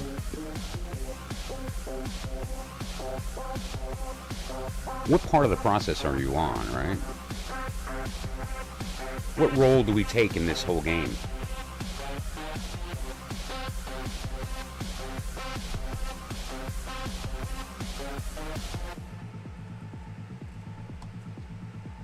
Let's put Sagittarius back on top.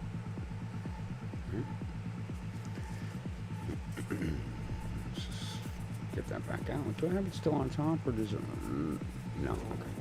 Okay.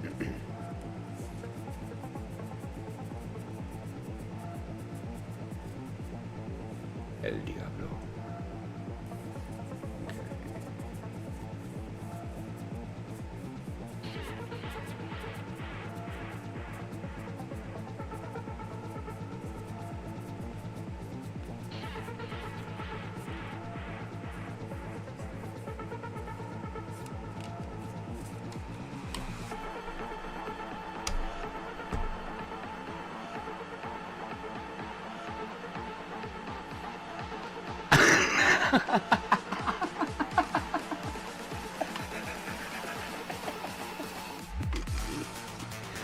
Holy shit. Alright, I tried to shove an orc off a cliff. You roll in that one. You gently stroke the back of the orc. He looks very uncomfortable. Oh my god. Well, good thing you have a cleric on hand because you're about to get married. Oh, Jesus. Okay, enough. That's funny. That's hysterical. Okay. If we look at what's being spoken here, the Norse goddess Hel at the moment. Okay, sure. Yeah, that's an interesting sort of energy there as well. Like the idea of, what's the word I'm looking for here? Rebellion.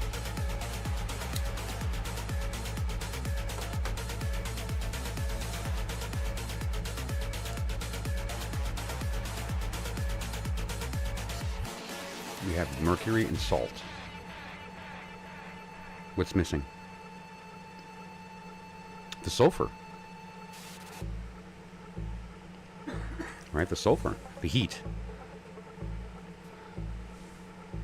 The shin. The fire. Shin is the fire. That's why we get the name Jesus. We take the fourfold name of God, the Yod He Vav He, and we install a shin into that name, and we get Yeshua. It's the fire inside of the name of God gives us the body of Christ.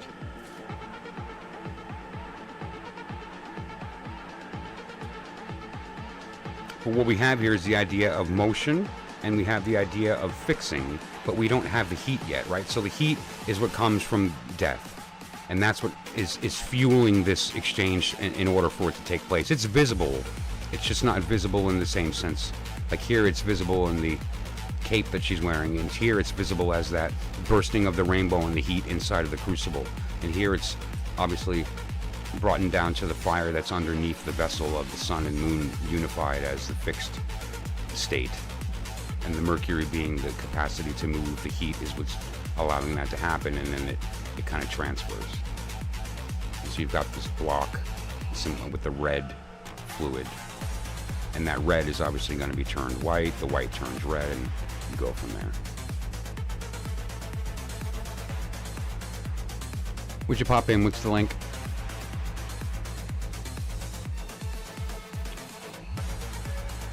Is that a neat video?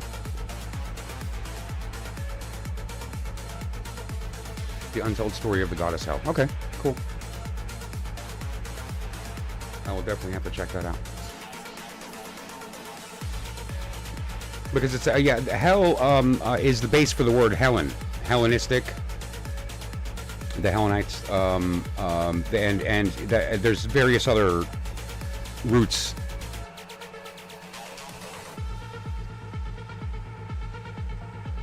And so there's a lot of missed connections in there that you might not be aware are part of that process. So.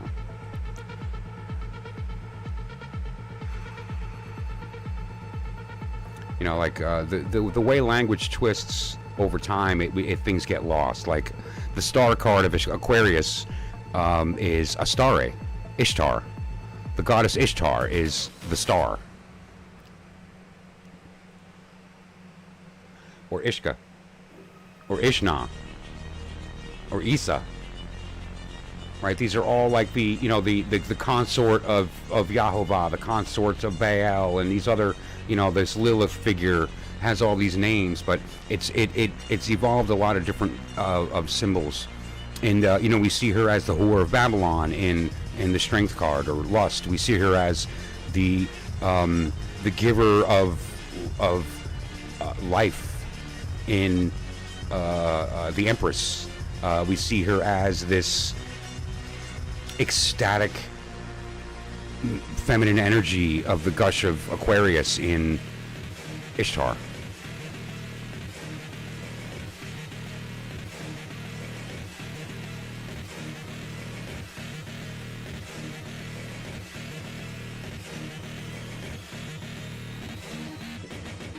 And so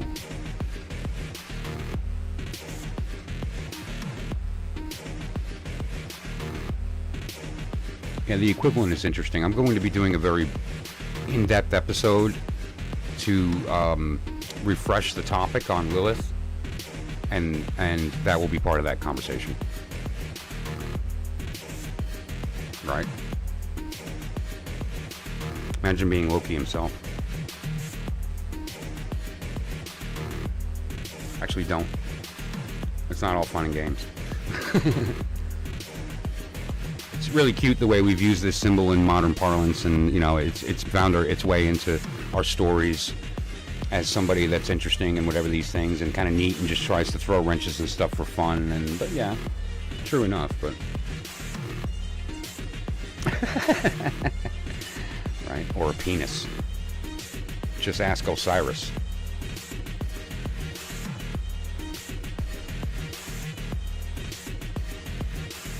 Okay. So incidentally, so her being the queen of hell was decided by Odin, so it's not actually her chosen place. She just kind of walked into the role and said, all right, I'll do this. Because it sounds exactly like a similar story, right? She was cast to hell. She didn't go there willingly.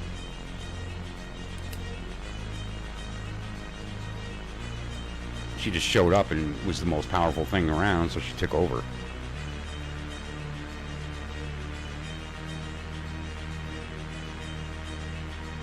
You know, a lot of stories come from that, right, Kitten?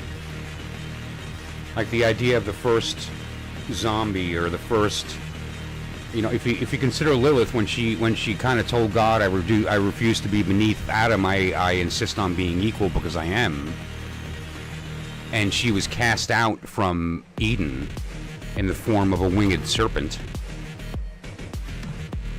was the beginning of, it was the birth of death. It was the beginning of the consuming of what had been created.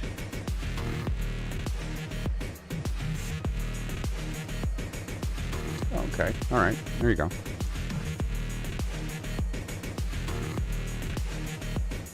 So that said, there's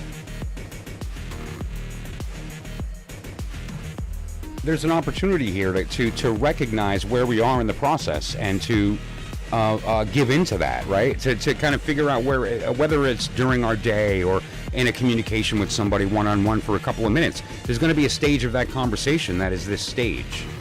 And by recognizing this stage, we're going to have that capacity to know when to add the heat, know when to when the process is complete, and to don't allow any further waste of energy.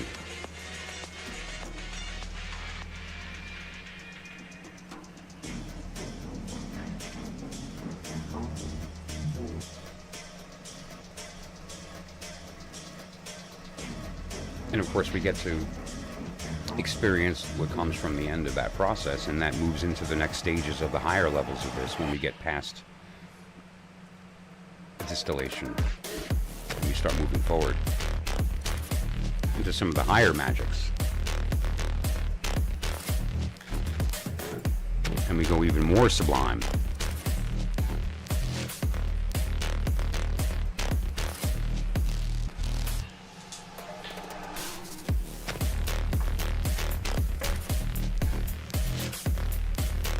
Right? Well, you know, I think there's something to that, T, because there's this idea of an infant not being tainted by the world such that they can be pure in their decision. And so, you know, that the infant doesn't have the same perspective as a being that spent, you know, their whole life building up an egregore, right?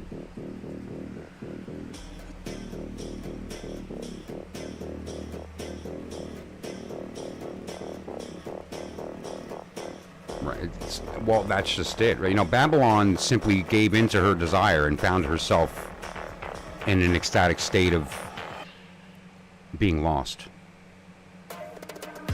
and having to go through the parsing of the saints and realizing what was going on before she could escape the lie of the ecstasy.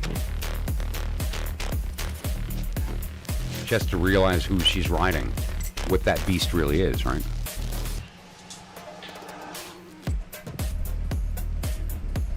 Well, sure. You know, that's kind of, you know how I see that? I see that as everyone thinks that they're the alpha until the alpha walks in the room, right? You know, everyone thinks that they're the hottest shit in the room until someone walks in that actually has it, and then everyone just falls into place, don't they? I see that a lot, like with Trump. You know, Trump is always talking like he's big hot shit. And then you'll get someone who actually has balls walk in the room, and you'll watch him oogle like a child. It's hysterical, like he giggles and shit. And it's just, it's funny. Like, power is revealed when real power is present. And so it's similar to what happened there, right? She showed up, and everyone went, "Wow, she's the queen." Exactly. Smart, not reactive.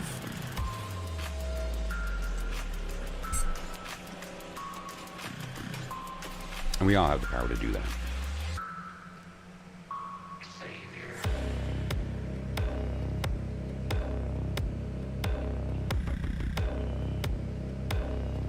In their defense, frankly, the language of the Bible and some of the Apocrypha is pretty scary with respect to Lilith and her killing babies and I shall drown your children and all this nonsense. And so it's, yes, that's right. That's the correct word. And everyone's alpha till sigma walks in and they realize, oh wow, that person has control.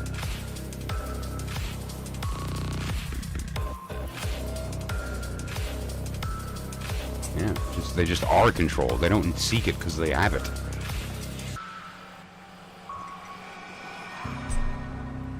They are it, right?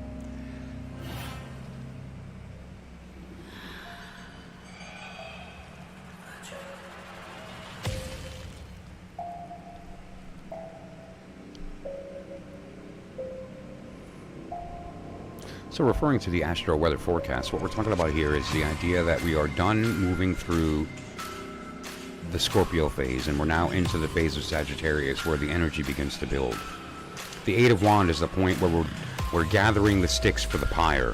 We're beginning to develop the style that we're going to use to build the bonfire that eventually we're going to jump into. And so this is the time where we feed the flame, where we allow that fire to build, where we give that crucible the heat that it needs, and we let that engine continue to fuel the process.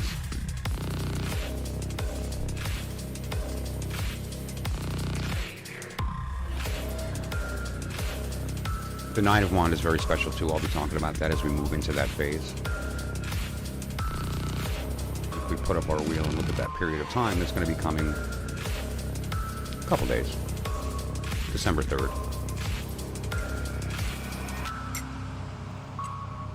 We move into the middle pillar. We're not offset into the mental or offset into the emotional, but we're in that center stage where we're kind of a little bit of both, but neither.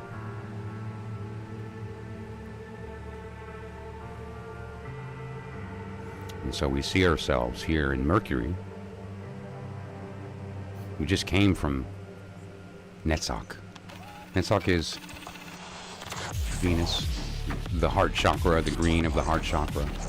And then we move ourselves into Mercury. And then eventually down into the moon, which is in the middle pillar, right? It's this middle way up. For right now, we find ourselves here. Ruled by the Archangel Michael, commonly referred to as sort of a mentally heavy state. Very mind, very intellectual, very creative and fast-moving, very naive in its courage.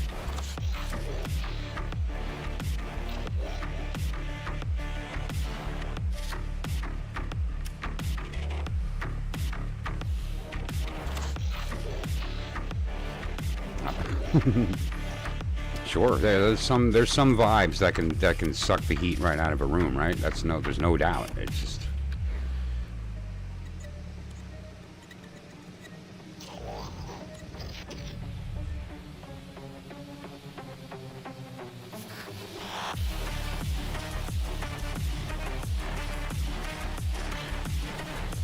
when you feel cold, it's because the thing that you're encountering is removing heat from you. You're giving it energy. And when you feel warm, it's because it's giving you energy. You're taking from it, right? So if you come in contact with a thing and you feel cold, it's because it's taking your heat. It's storing it inside. She's actually bursting with heat, but it's inside of her, and so it feels cold to the rest of us. Sure. Well, that's good. That's a part of you that's waking up, right? She's been with you always. And now you can put a word to that idea, so you can begin to explore that idea and invite it to have a conversation. Because that's the point of this whole thing, is to recognize that by hearing her speak, you have awoken that part of you and you are speaking. When you hear her, when you feel her in your presence, that's because that's you.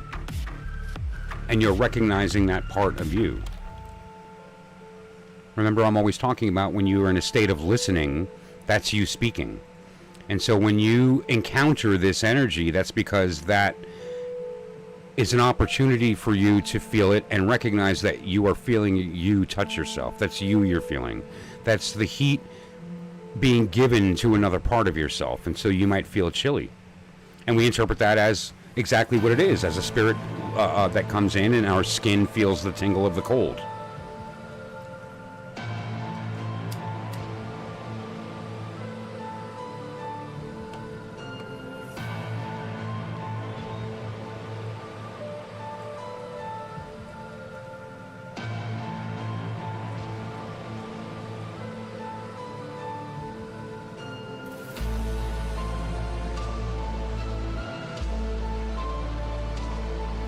It reminds me of the squid, the octopus from Little Mermaid.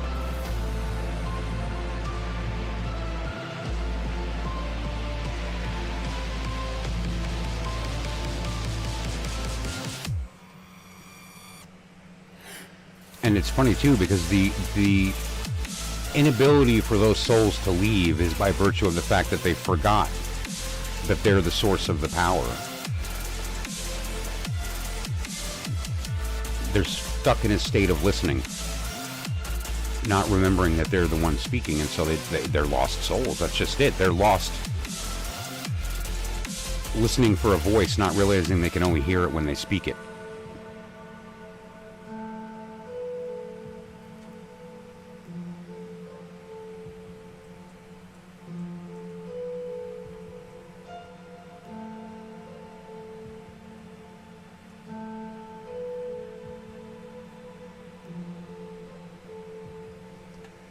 Sure. That's a great idea, actually.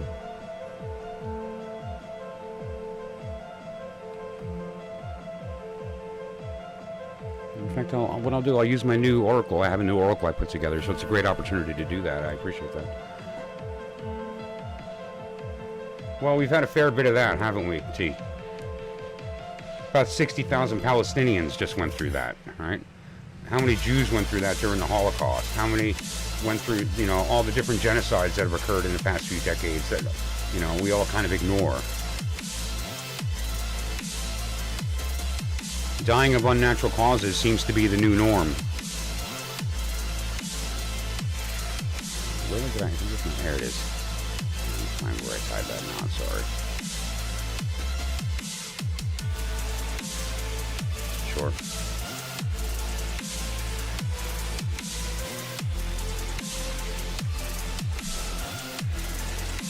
It's an oracle that I put together. I stole the idea from Aleister Crowley and his King.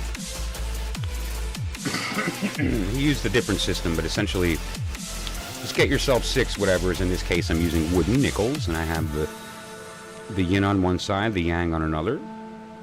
Okay, just get 6 of them and do that same thing. And on one of them, just separate it in some way where you've got some indication that it's different than the other 5. Okay, so you've got 5 that have the yin and yang on one side or the other. And then you have a second one with that same yin and yang on one side or the other, but it's different in some fashion.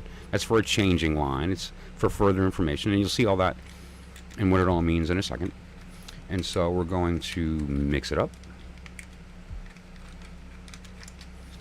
I'm going to look at both Crowley's interpretation as well as a more modern translation from a Chinese I Ching practitioner I hold a lot of regard for.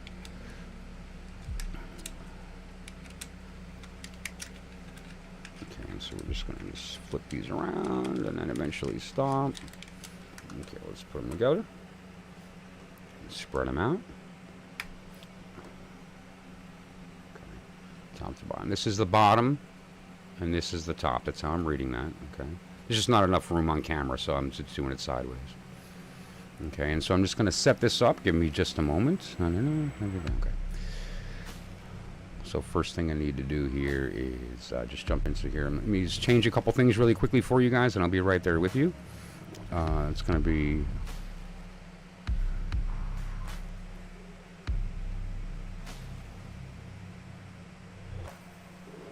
the top 2 lines were female, right? Yes, so thunder. Okay, so thunder over heaven, and we're in number 34.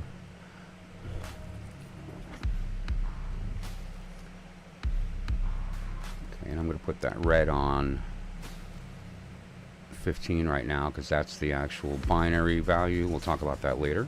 But let me go in here and change this to 34 so that hexagram on the side there is accurate.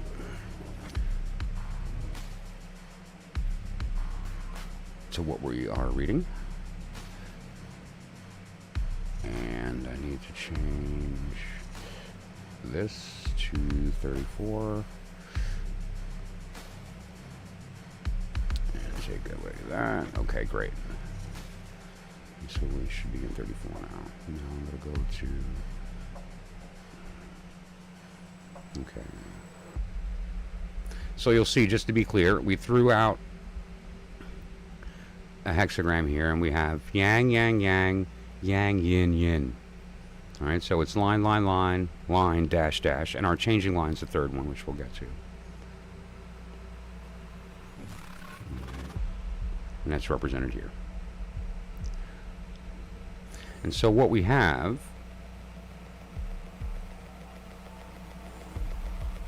is hexagram 34, which is Ta Kwang, fire of lingam. Another way of putting that is thunder over heaven. Thunder is the higher world version of fire. It's like the Yud. And so first we're going to read that top there. Great strength. Be firm and self-reliant, but tyrannous to use it like a giant. Meaning that if you have strength, use it in a balanced way. Don't be a tyrant. Just because you're strong doesn't mean you should walk around beating people up. It means that you should use that strength to support those who need it.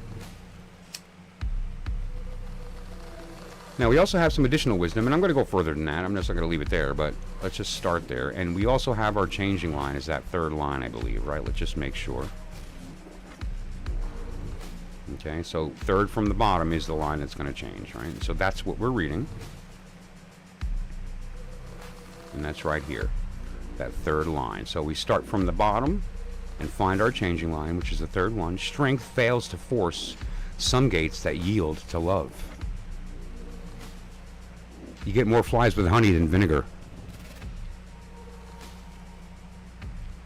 Anyone who's played with a non-Newtonian, like for instance, Plato, you punch it and it's hard, but if you push it softly, it gives. Alright, so strength fails to force some gates that yield to love. Beautiful. And so, just because you're strong doesn't mean that you're always supposed to just bash the fence open.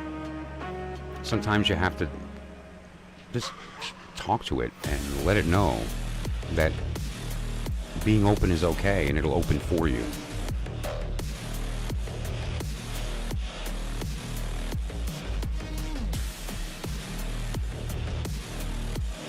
There's a lot of ways that we can talk about what that means.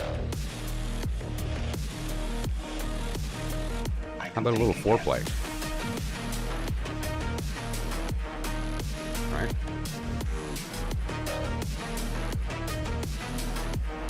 And now let's go ahead and change the line and see where that goes. Okay, because we're going to take this line, and now that it's changed, it's going to be a totally different set of elemental combinations here with these two trigrams.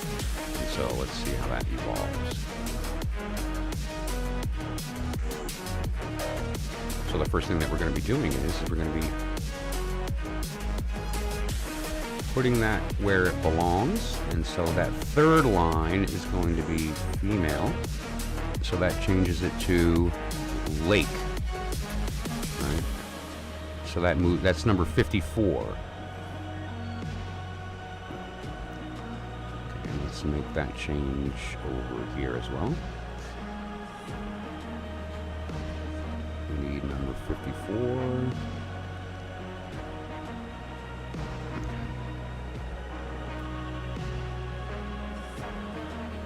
Did I get that right? Number 54 is lake. And yep. Okay, good. And again, for those who want to read the binary instead, that's right here, and then we're at number 11. But we're reading the green at number 54. And this is how this is changing over time. Okay, so now the new set of wisdom and how this situation is changing is to this. So first we're talking about use your strength in a balanced way, and sometimes a door that can't be broken down can be opened through love. And now we have this message as the where that's moving to, and that is Kui Mei, which is to give first younger daughters ill course. Don't start with the carriage in front of the horse.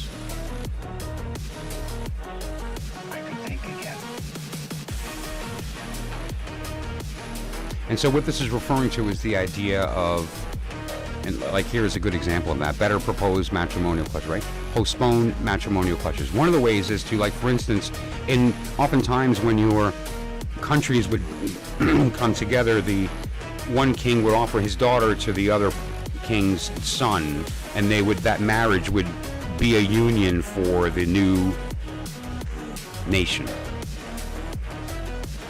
But what this is referring to, interestingly, if you look at it with respect to where we are right now in the alchemical process of one side and the other, is the idea that don't give your first daughter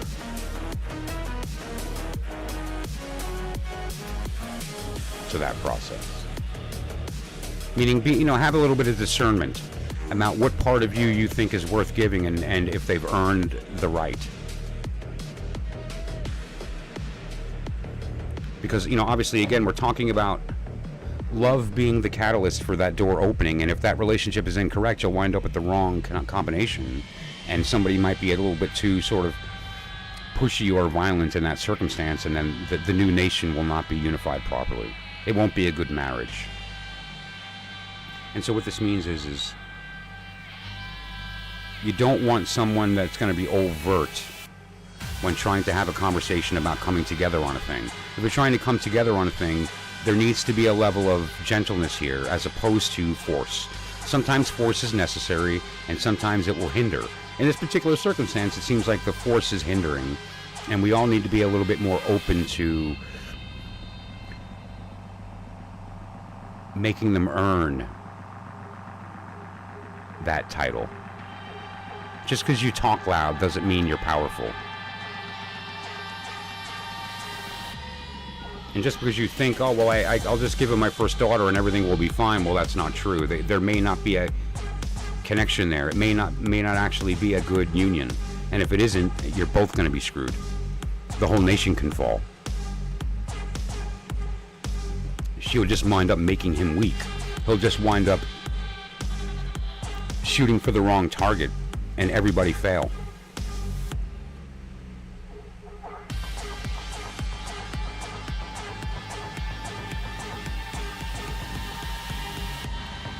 What do they say? Behind every strong man is a woman shaking her head. But if you have a weak woman, then you'll have a weak man. And what does it mean to be a weak woman? What it means is that you need to be strong enough to tell him when he needs to be weak. To not use force. Amen. Now, what does that mean to stay single? What that means is that you're not in a position of being responsible for somebody else's feelings and requiring them to be responsible for yours. That doesn't mean that you can't enjoy yourself and have a good time with people and be wanted by men or women, or just wanted by people, and or whatever the case. But it just means that they're not responsible for your feelings, right? That's what single means. I don't have a she said it. Truth. Be the honey.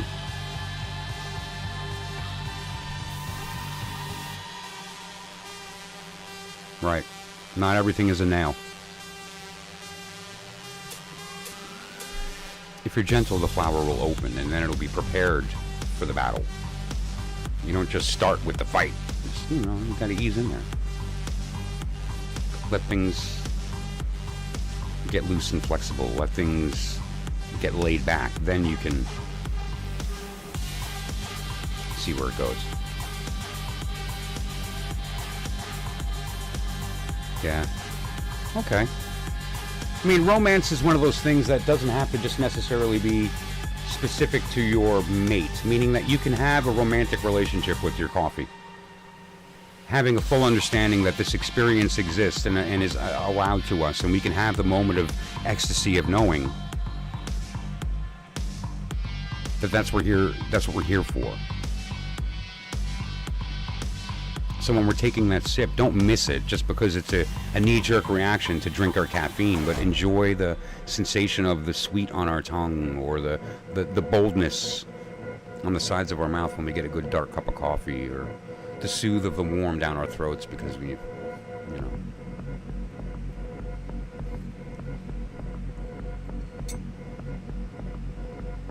Basically, you can be enthralled and ecstatic in every moment, and that doesn't require necessarily some specific target of your desire necessarily, other than the fact that you were designed to get lost in that moment. And when we miss it, we're just missing life. It's cool to share that with another. It's beautiful to share that with another. And if you're lucky enough to have somebody in the same state of mind, it could be the most beautiful experience you've ever had. But you can have that experience alone, listening to a song and being overcome by it. The satisfaction of putting together a meal for yourself, that you took time and enjoying every bite, knowing that it was all for you.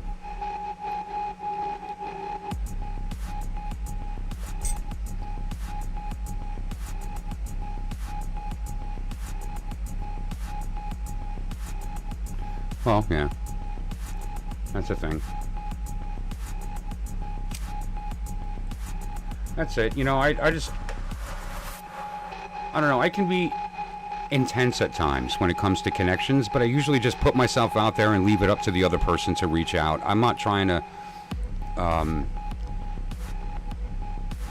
in a lot of cases, manipulate people into a thing, you know, like especially when it comes to relationships. Like, here I am, here's what it is. If you're into it, that's cool. I'm not going to try to convince you I'm the right thing for you. Like, if we've got something, it'll happen organically. You know, if there's something there, then it'll happen. Sure. You know, and in a sense, they are lovers. They're just the opposite side of that. They're the antithesis of it, right? So on one side, we have the people who either we attract or come into our space where there is an opportunity for there to be a connection where we both benefit. And then there's going to be the people that come into our space that don't. And their job is to hinder that process, right? And so it's sort of like the opposites of Gemini and Sagittarius, that are both sides of sort of some machination taking place, and one prevents and one promotes.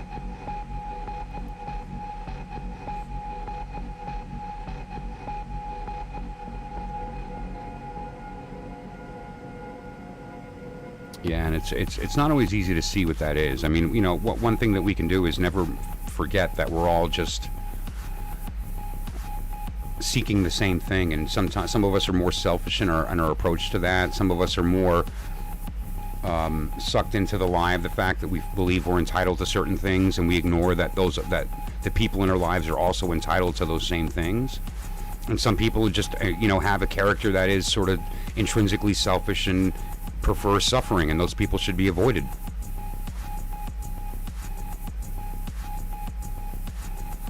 Well, and you know that it's sometimes you can let that you get jaded. You know, it can jade us. You can let yourself get jaded by past experience and assume that all further communication will be the same way, and that's not the case. You just need to be open to it. Be safe the way you have been. Be discerning. Make sure that you're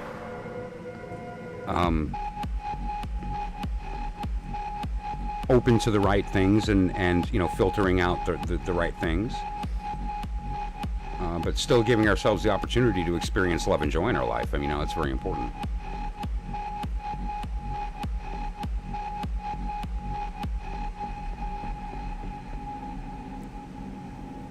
Yeah, freightings aren't free.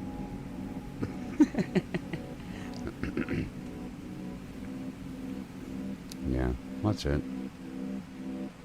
And that's cool. That's just, you need a place that you can be safe and be yourself and speak your language, whatever it is, and if you don't have that in the person that you put your most amount of time and effort into and hope they're doing the same thing, then that's clearly not correct. And that's okay. In fact, how can we really expect that if we're being honest about an individual? Like, we expect one person to be 100% of everything we need. Of course, that's so ridiculous. And so, yes, have many people in your life, all of your friends that all have their different insight, their different perspective, and not all be okay if you've got a safety where we can disagree on things but allow for that, and we can allow ourselves to grow from that together, without there being any kind of fear of injury, and then we've got something going on there, right?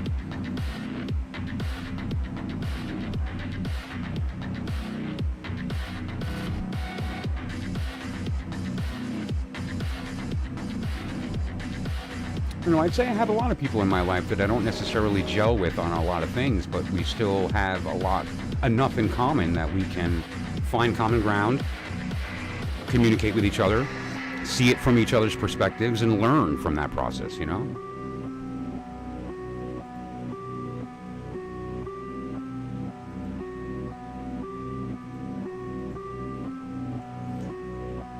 That's unfortunate. Yeah, that's scary. I know people that do that too. I had a buddy who had the same kind of circumstance. It was sort of like a townhouse type situation, and they were crawling in through the top balcony into neighbors on either side. It was really messed up. That was a long time ago, though. It was like the 80s.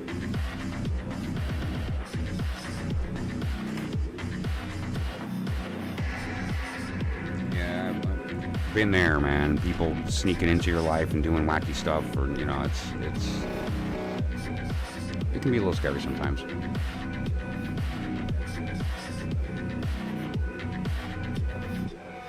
Well, that's sad.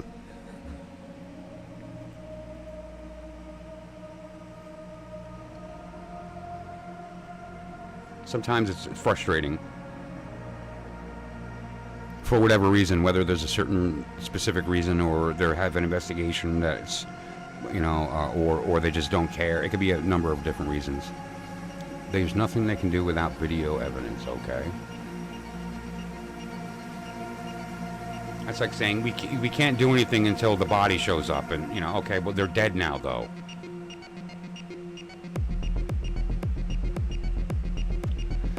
We can't do anything to stop a crime until we have evidence that it's already taken place. Oh, okay. So you're not actually there to stop crime. You're just there to go, yup, a crime happened.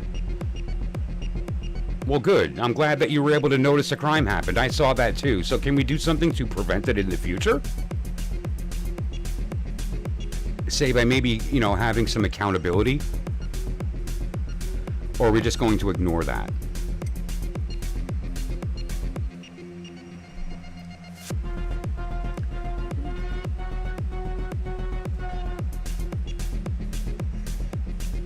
That's easy. Just cover your banister with some type of paint that you can only see under black light. And then when they answer the door, turn a black light on and they'll be covered in it.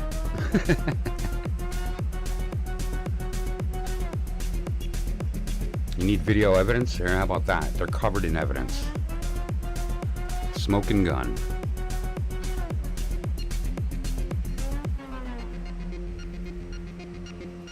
Well, I know my favorite icon for Sagittarius has got to be Sagick, which is the Hebrew letter. I like the arrow, that's interesting, you know, the rainbow and all these other symbols, but my favorite for Sagittarius is the letter Sagick. The letter Sagick refers to a support, like a rock that you lean upon. You know, it's oftentimes called a prop. You know, like you prop something up against something, right? That's the idea of the symbol for Sagittarius, the prop, Sagick. And what that refers to is the, you know, it's one of the terms for Jesus, right? We've got the lion, the lamb, the fish, and sometimes you'll hear it, the rock. Yeah, the centaur. The centaur has some very specific connotations with respect to the zodiac and the idea of the horse and the man unified, and the mutability with the targets and these things. But the symbolism of the arrow and these other things are pretty high esoteric ideas that kind of got lost over time and mishmashed. The symbol that I think is the most apt of what it is the idea of the person that is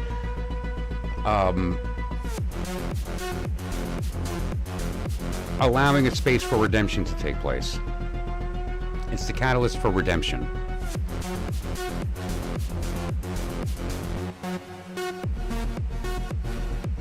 And if you look at the symbols, it's not coincidental that they're very similar to, like, Tet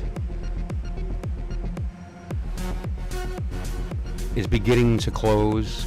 Sagick is a closed loop.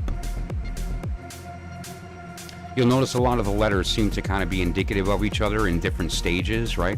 So for instance, we have the Yud, and the Yud, when erect, becomes a vowel. The vowel can stretch and turns into a tet or a resh, you'll notice that the resh looks like a tet that extended a bit further and then grew a tail to be the hay. That hay connects and turns into a tau. Well, it's the same kind of idea here. The yud goes through this whole machination and eventually starts to wind up in the letter tet as a serpent. And samek is when the tail is in the mouth.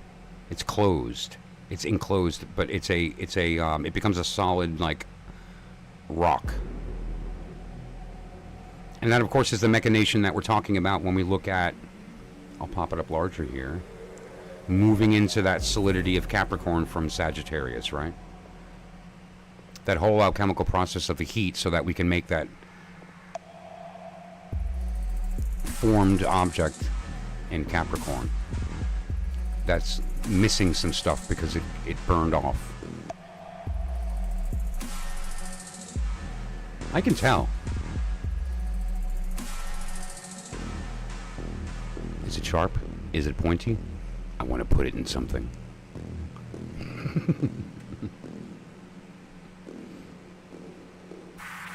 So that's fun. Sagittarius is so beautiful and complex because it's the moment where all kinds of radiant color and symbols and things can get sort of lost in the shuffle. But that's what it's there to do. We, break everything into its constituent parts, and so it bursts out as a beautiful, radiant myriad of diverse machination. Well, that's a lot of words. But what winds up happening is that it all blasts, and what's left is pure. Redeemed. And that's what we see in the story of Capricorn, which when we get there, it's going to be very intense because Sagittarius allows that to happen. It can't happen without that. And the phase that we're going to go through right now, it's kind of painful. I mean, imagine being Jesus Christ, going through the stages of dragging your cross, being nailed to it and dying, winding up in hell, only to realize that your job is to redeem Satan, Lucifer, by taking his place in hell. That's Sagittarius. That's a heavy story, isn't it?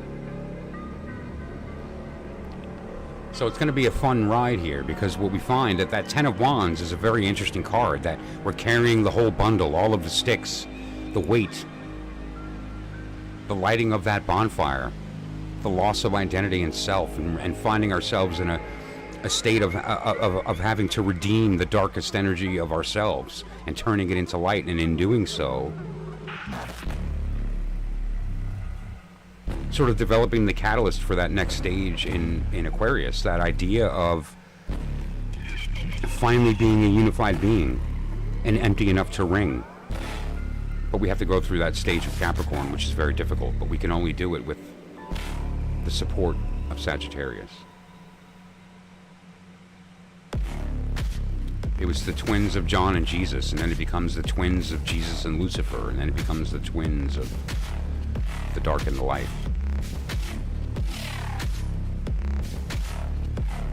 Beautiful. Beautiful. There's tonight's bumper sticker. Baptizing your shadow in the fire of your soul. Baptizing your shadow in the fire that the phoenix emerges from. You said it. Every moment, love. That's the curse of the knowledge of good and evil, right? As soon as we start to cast light, shadow is born.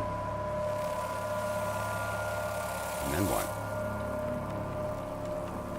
Then we try to seek where it's coming from, and we try to run from it, we try to hide in it. It's impossible. Shadow work. Fancy words for something we're always doing. It's the curse of the knowledge of good and evil. The constant struggle between desire and prudence. And they have to. That's right, they have to. You can't destroy the ego. You've got to make it your bitch. There's no destroying the ego. There's no escaping the darkness. There's recognizing that the darkness is simply the space that we're supposed to emerge into. We're supposed to fill it with our light.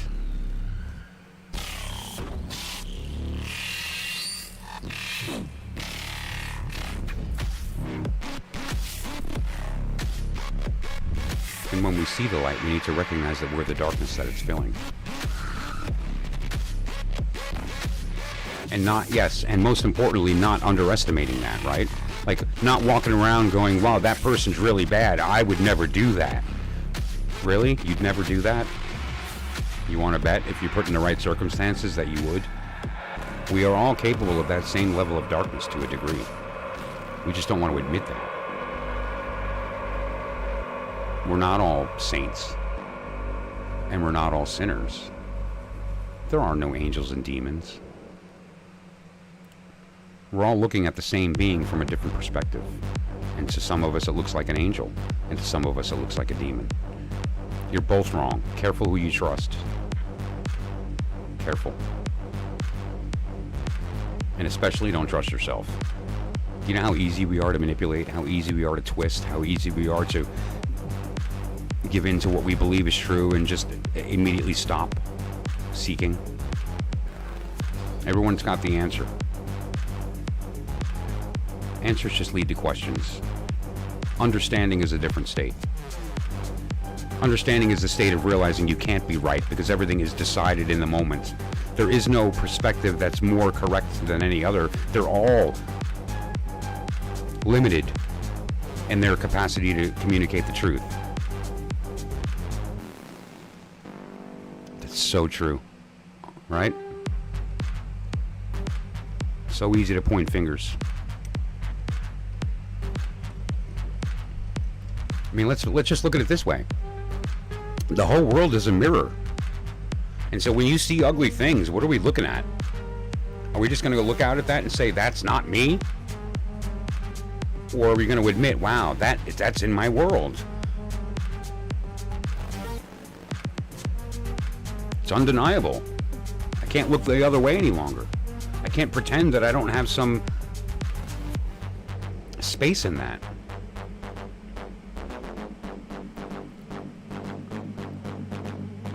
That's not a part of me.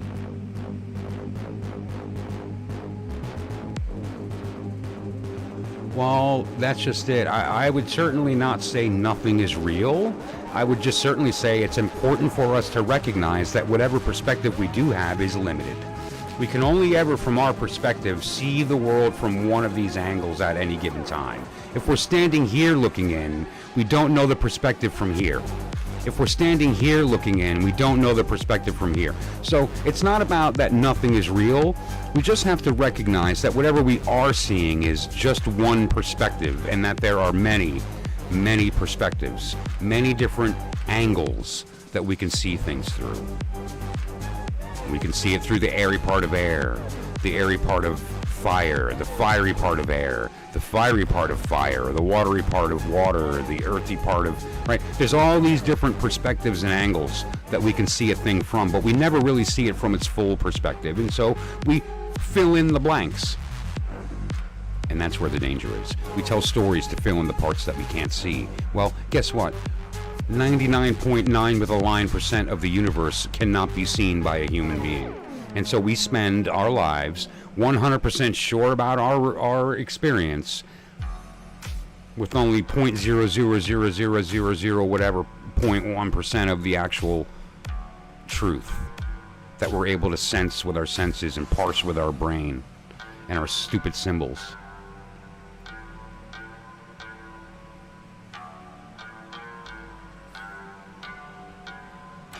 And so that's it. Nothing is real. Not true. Everything is real. All is permitted.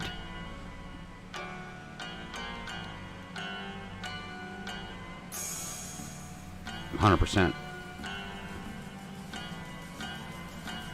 And it's a useful delusion. It keeps us alive. It allows us to navigate the reality and to persist for at least a century or less, you know. I mean, I don't know how long I'm going to be here, but I figure it's going to be about, at least a half a century. Turning 50 in a couple weeks.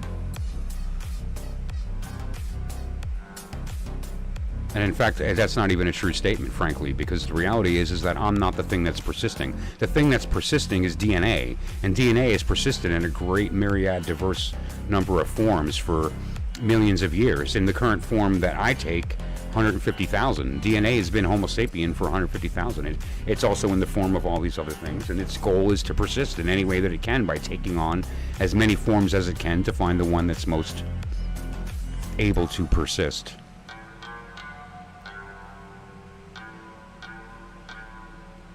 Yeah, I can't wait. I already kind of do feel a little bit different. I know that sounds strange. One thing I kind of noticed is I do have an inner inkle of maybe wanting to take a little bit better care of myself. It's coming up. It's coming up. It's December 16th. That's the actual day. Thank you, love. And yeah, so I don't know, I started feeling like maybe I should, I don't know, cut down on the coffee a little. Maybe I should turn my 2-joint breakfast into a 2-joint breakfast and lunch, right? Maybe I should stop eating so much dairy, you know, like this sort of, you know what I mean. Trying to, I don't know, participate in sticking around a little bit longer rather than just hoping. I mean, I'm not in bad shape, but I could be better. I really, you know, I mean, I've spent a lot of time lately, especially this past year, it's been very, very little activity. I've been on a very deep spiritual journey, and at the same time, kind of navigating some stuff in my life. So,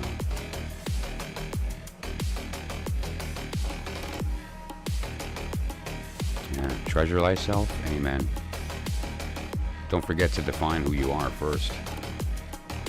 Treasure thyself includes all of yourself.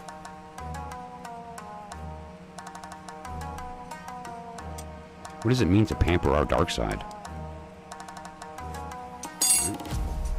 Jay, your body knows, but you got to be careful about that. Body wants, because you know what? If you consider how social media is steering our body, apparently our body wants nothing but big titty waifus and gamified content, right? Like, it's like, do we want that, or do we think we want that? No, what our body wants is clean water, fresh air, gentle touch, safety, the capacity to feel strong and wanted, right? These are the things that we want. Yes, and real pleasure. Real pleasure.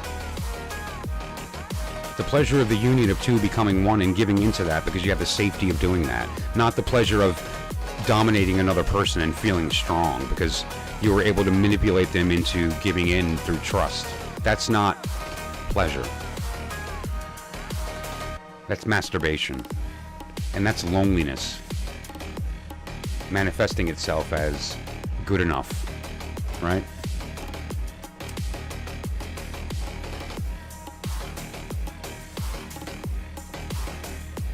There it is.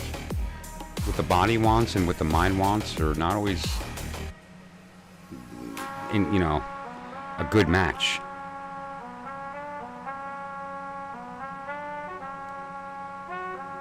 You know, you can if I'm pleasing my bodily side, I'm going to eat all kind of things that are bad for me because they taste good, they smell good, they get all kind of things going in my brain. But it's not good for my body. It's not good for my health. It's not good for my mood later, right? You know, maybe giving into certain physical desires can cause injury, shame, when it shouldn't. By, doing things or giving into things that aren't really who we are, or holding back. Agreed. That's undeniable. I mean, that's proven by science. The question is to define orgasm. Because there's the physical one that we all think we know about, and, the more you study, for instance, a woman's machinations through that process, it's much more nuanced and evolved than we thought. And men, same. Men think there's one thing, and that's what you're shooting for, and when it happens, you're done. But how about, the idea of the orgasm being the catalyst for the Big Bang? The orgasm is the thing that's occurring when you hear and understand the words being spoken. You allowed yourself to be filled up by a thing and then gush it back out as understanding. To quote Lon Malo the Cat, we're all fucked.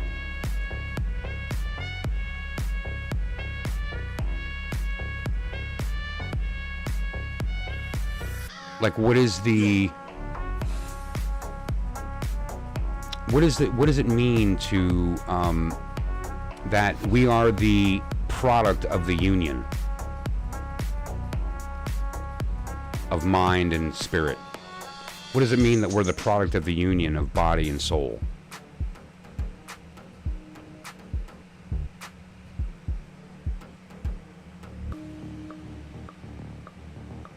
You know, we have to consider our roles in that situation. Are we the giver or the receiver? Neither. Are we the speaker or the listener? Neither. Are we the one touching or being touched? Neither. We are the sensation that touch creates. You don't need to be touched to create the sensation when you recognize that that's the case, right? And so when someone is touching you and you feel that sensation, recognize that you're not being touched. You are the sensation. You're both the person doing the touching and the person being touched as a catalyst for that experience, but that's the falsehood. We're in the middle. We're the feeling that's being created by it. And when two people in a union can do that, can both become that sensation, we occupy the same space. We become the same body. We're no longer the person being touched or touching. We both become the sensation. Right. And now, what is orgasm? You know, a lot of people assume it's some kind of chemical reaction that creates a certain state in your body and whatever the case, and a mental state and other things. But clearly that's not the case, because we know that there's multiple stages of that. And so you can say, okay, well, there's stages of orgasm. Or there's, like you said, like there's a bodily orgasm, there's the clitoral, there's the vaginal, there's the, you know, that sort of pre-stage where juices are flowing in order to make tissues flexible so that the experience can happen properly. You know, there's many different ways to look at that process, as far as elevating up the different chakras, moving into the colors, going through the sephira of the tree, the initiation through the Masonic stages, the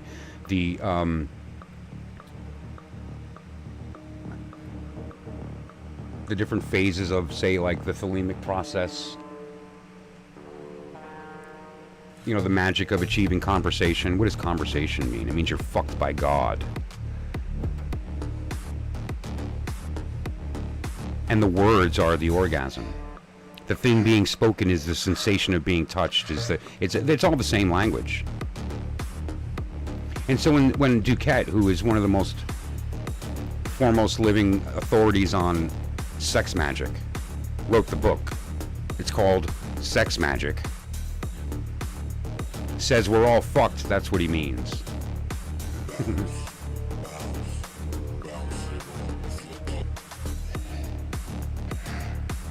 So yeah, there's a lot of ways that you can try to convince people that this is possible. And one of the easiest is to take, you know, walk them through it, take them through it. And I've actually considered doing a full session to bring people through a certain experience that they can understand, like on a private level, like have a small group in like a Discord on an invite only, and discuss alchemy from a hermetic as well as a sort of modern alchemical perspective. I mean, at the bare minimum, you'll come out having a deeper understanding of your body and its processes. But you know, the ultimate goal is to really have a perspective that we can take into everyday life. And so, when we're making decisions or having connections or communications with people, we can understand what's taking place and then navigate that better. Oh, okay, sure. Well, that's something good to look forward to. You know, I'm certainly open enough to have been through various experiences that I have found to be overwhelming on purpose. And so, you know, if there's something more to look forward to even further later, then even better.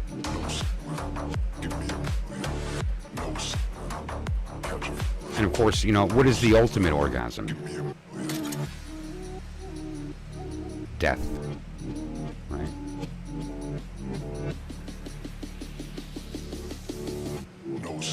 We always talk about that, right? The French word for orgasm and death are the same, right? It's a little mini death. That's not an accident, that language. It's the closest we can get to death without dying. Because it's in the moment of actual orgasm, in the moment of actual ecstasy. There is, even if it's a minute amount of time, there is a loss of self, a lack of identity, a lack of the imposition and the necessity to create an identity and a self, and you become the sensation, even if it's just for a moment. It's the closest thing most people will come to a spiritual experience. And when you have the tools and the vocabulary to navigate that and an understanding of what's happening, it can be quite something. Yeah, absolutely. In fact, this is one of the ways, like, you've heard of individuals who have the capacity to achieve orgasm without being touched, just by thinking. Right? And you can watch that directly happening by men who are able to ejaculate without touching themselves or even being spoken to, just through their thought. That's a very advanced technique, and it's one that not everyone is able to achieve. It's not so easy. It's very similar to being able to achieve the other side of lucid dreaming, which is, willful hallucination while you're awake. The goal of the magus, the capacity to have such a command of language that you form your physical reality by your own will. That is possible. I mean, imagine the opposite of lucid dreaming.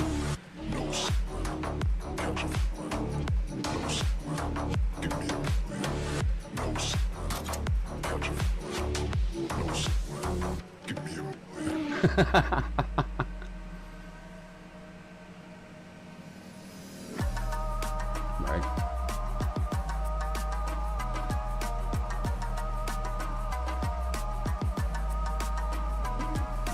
That's funny. But you get the idea. I mean, you understand. Alright, I'm going to give it a couple more minutes here and be heading out. It's about pushing about 3 hours. Had a lot of fun talking tonight, so if anyone wants to jump in on a quick reading, if anybody's here and would like that. If not, just keep in mind that I'm always available, whether you text me or jump on the Discord or message me through the website, voiceandlight.com. Try to do a daily astro weather forecast to kind of get a sense of where we are, where we're moving, and what all these symbols mean. But I'm always available to kind of look at that from the perspective of the individual, do a birth chart, and pull a tarot for your all your planets and signs and get a good sense of that. And a lot of fun. Well, having a blank mind is the goal. Because once it's blank, then we get to decide what to write on it. We decide what to fill it up with again. It's the empty cup that has the power to bring the truth.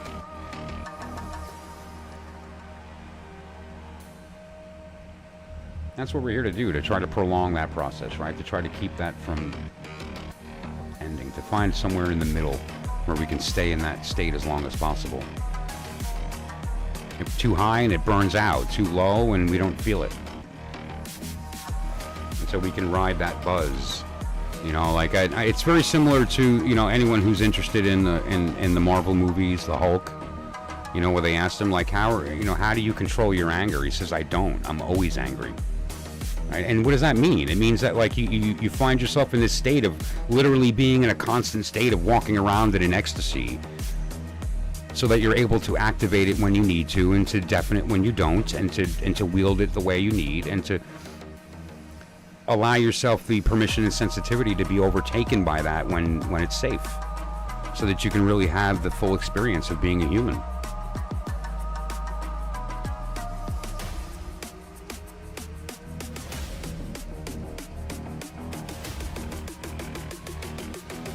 Good stuff. That's one of the most beautiful things we learn when we do the work, is that, there are lots of substances and music and smells and all these things that can help us elicit these experiences. We can use tools like tarot and these other things, but ultimately you're capable of having all these experiences on your own, right? You're capable of having all these insights without these symbols if you learn how to recognize them in nature. Recognize them in yourself. Recognize them in the world around you. And that's what we're here to do. Our soul is always talking to us if we know how to hear it. It's always speaking the truth. We just have to, we choose the lens to see it through. We choose the language to hear it through. And then we limit what we think we see and hear, but we have the capacity to stretch that and to see it from multiple perspectives, to know ourselves from the fullest extent that we can. And in doing so, we will discover the truth, which is that we can get to know everybody in that same way, see ourselves in the other, see the other in ourselves. And that's where you find love and tolerance and patience and an actual true opportunity for growth. I am better for you, and you are better for me. And together we are greater than we could have been or even imagined. So on that note, I'm going to wrap it up. Thank you so much to everybody who joined. If you didn't subscribe, please hit the button. If you don't, then that's fine. But you're going to miss it. And you don't want to miss it. It's going to get great. So thank you so much to everybody who joined. And just remember, we're all in this together. And I love you. Always.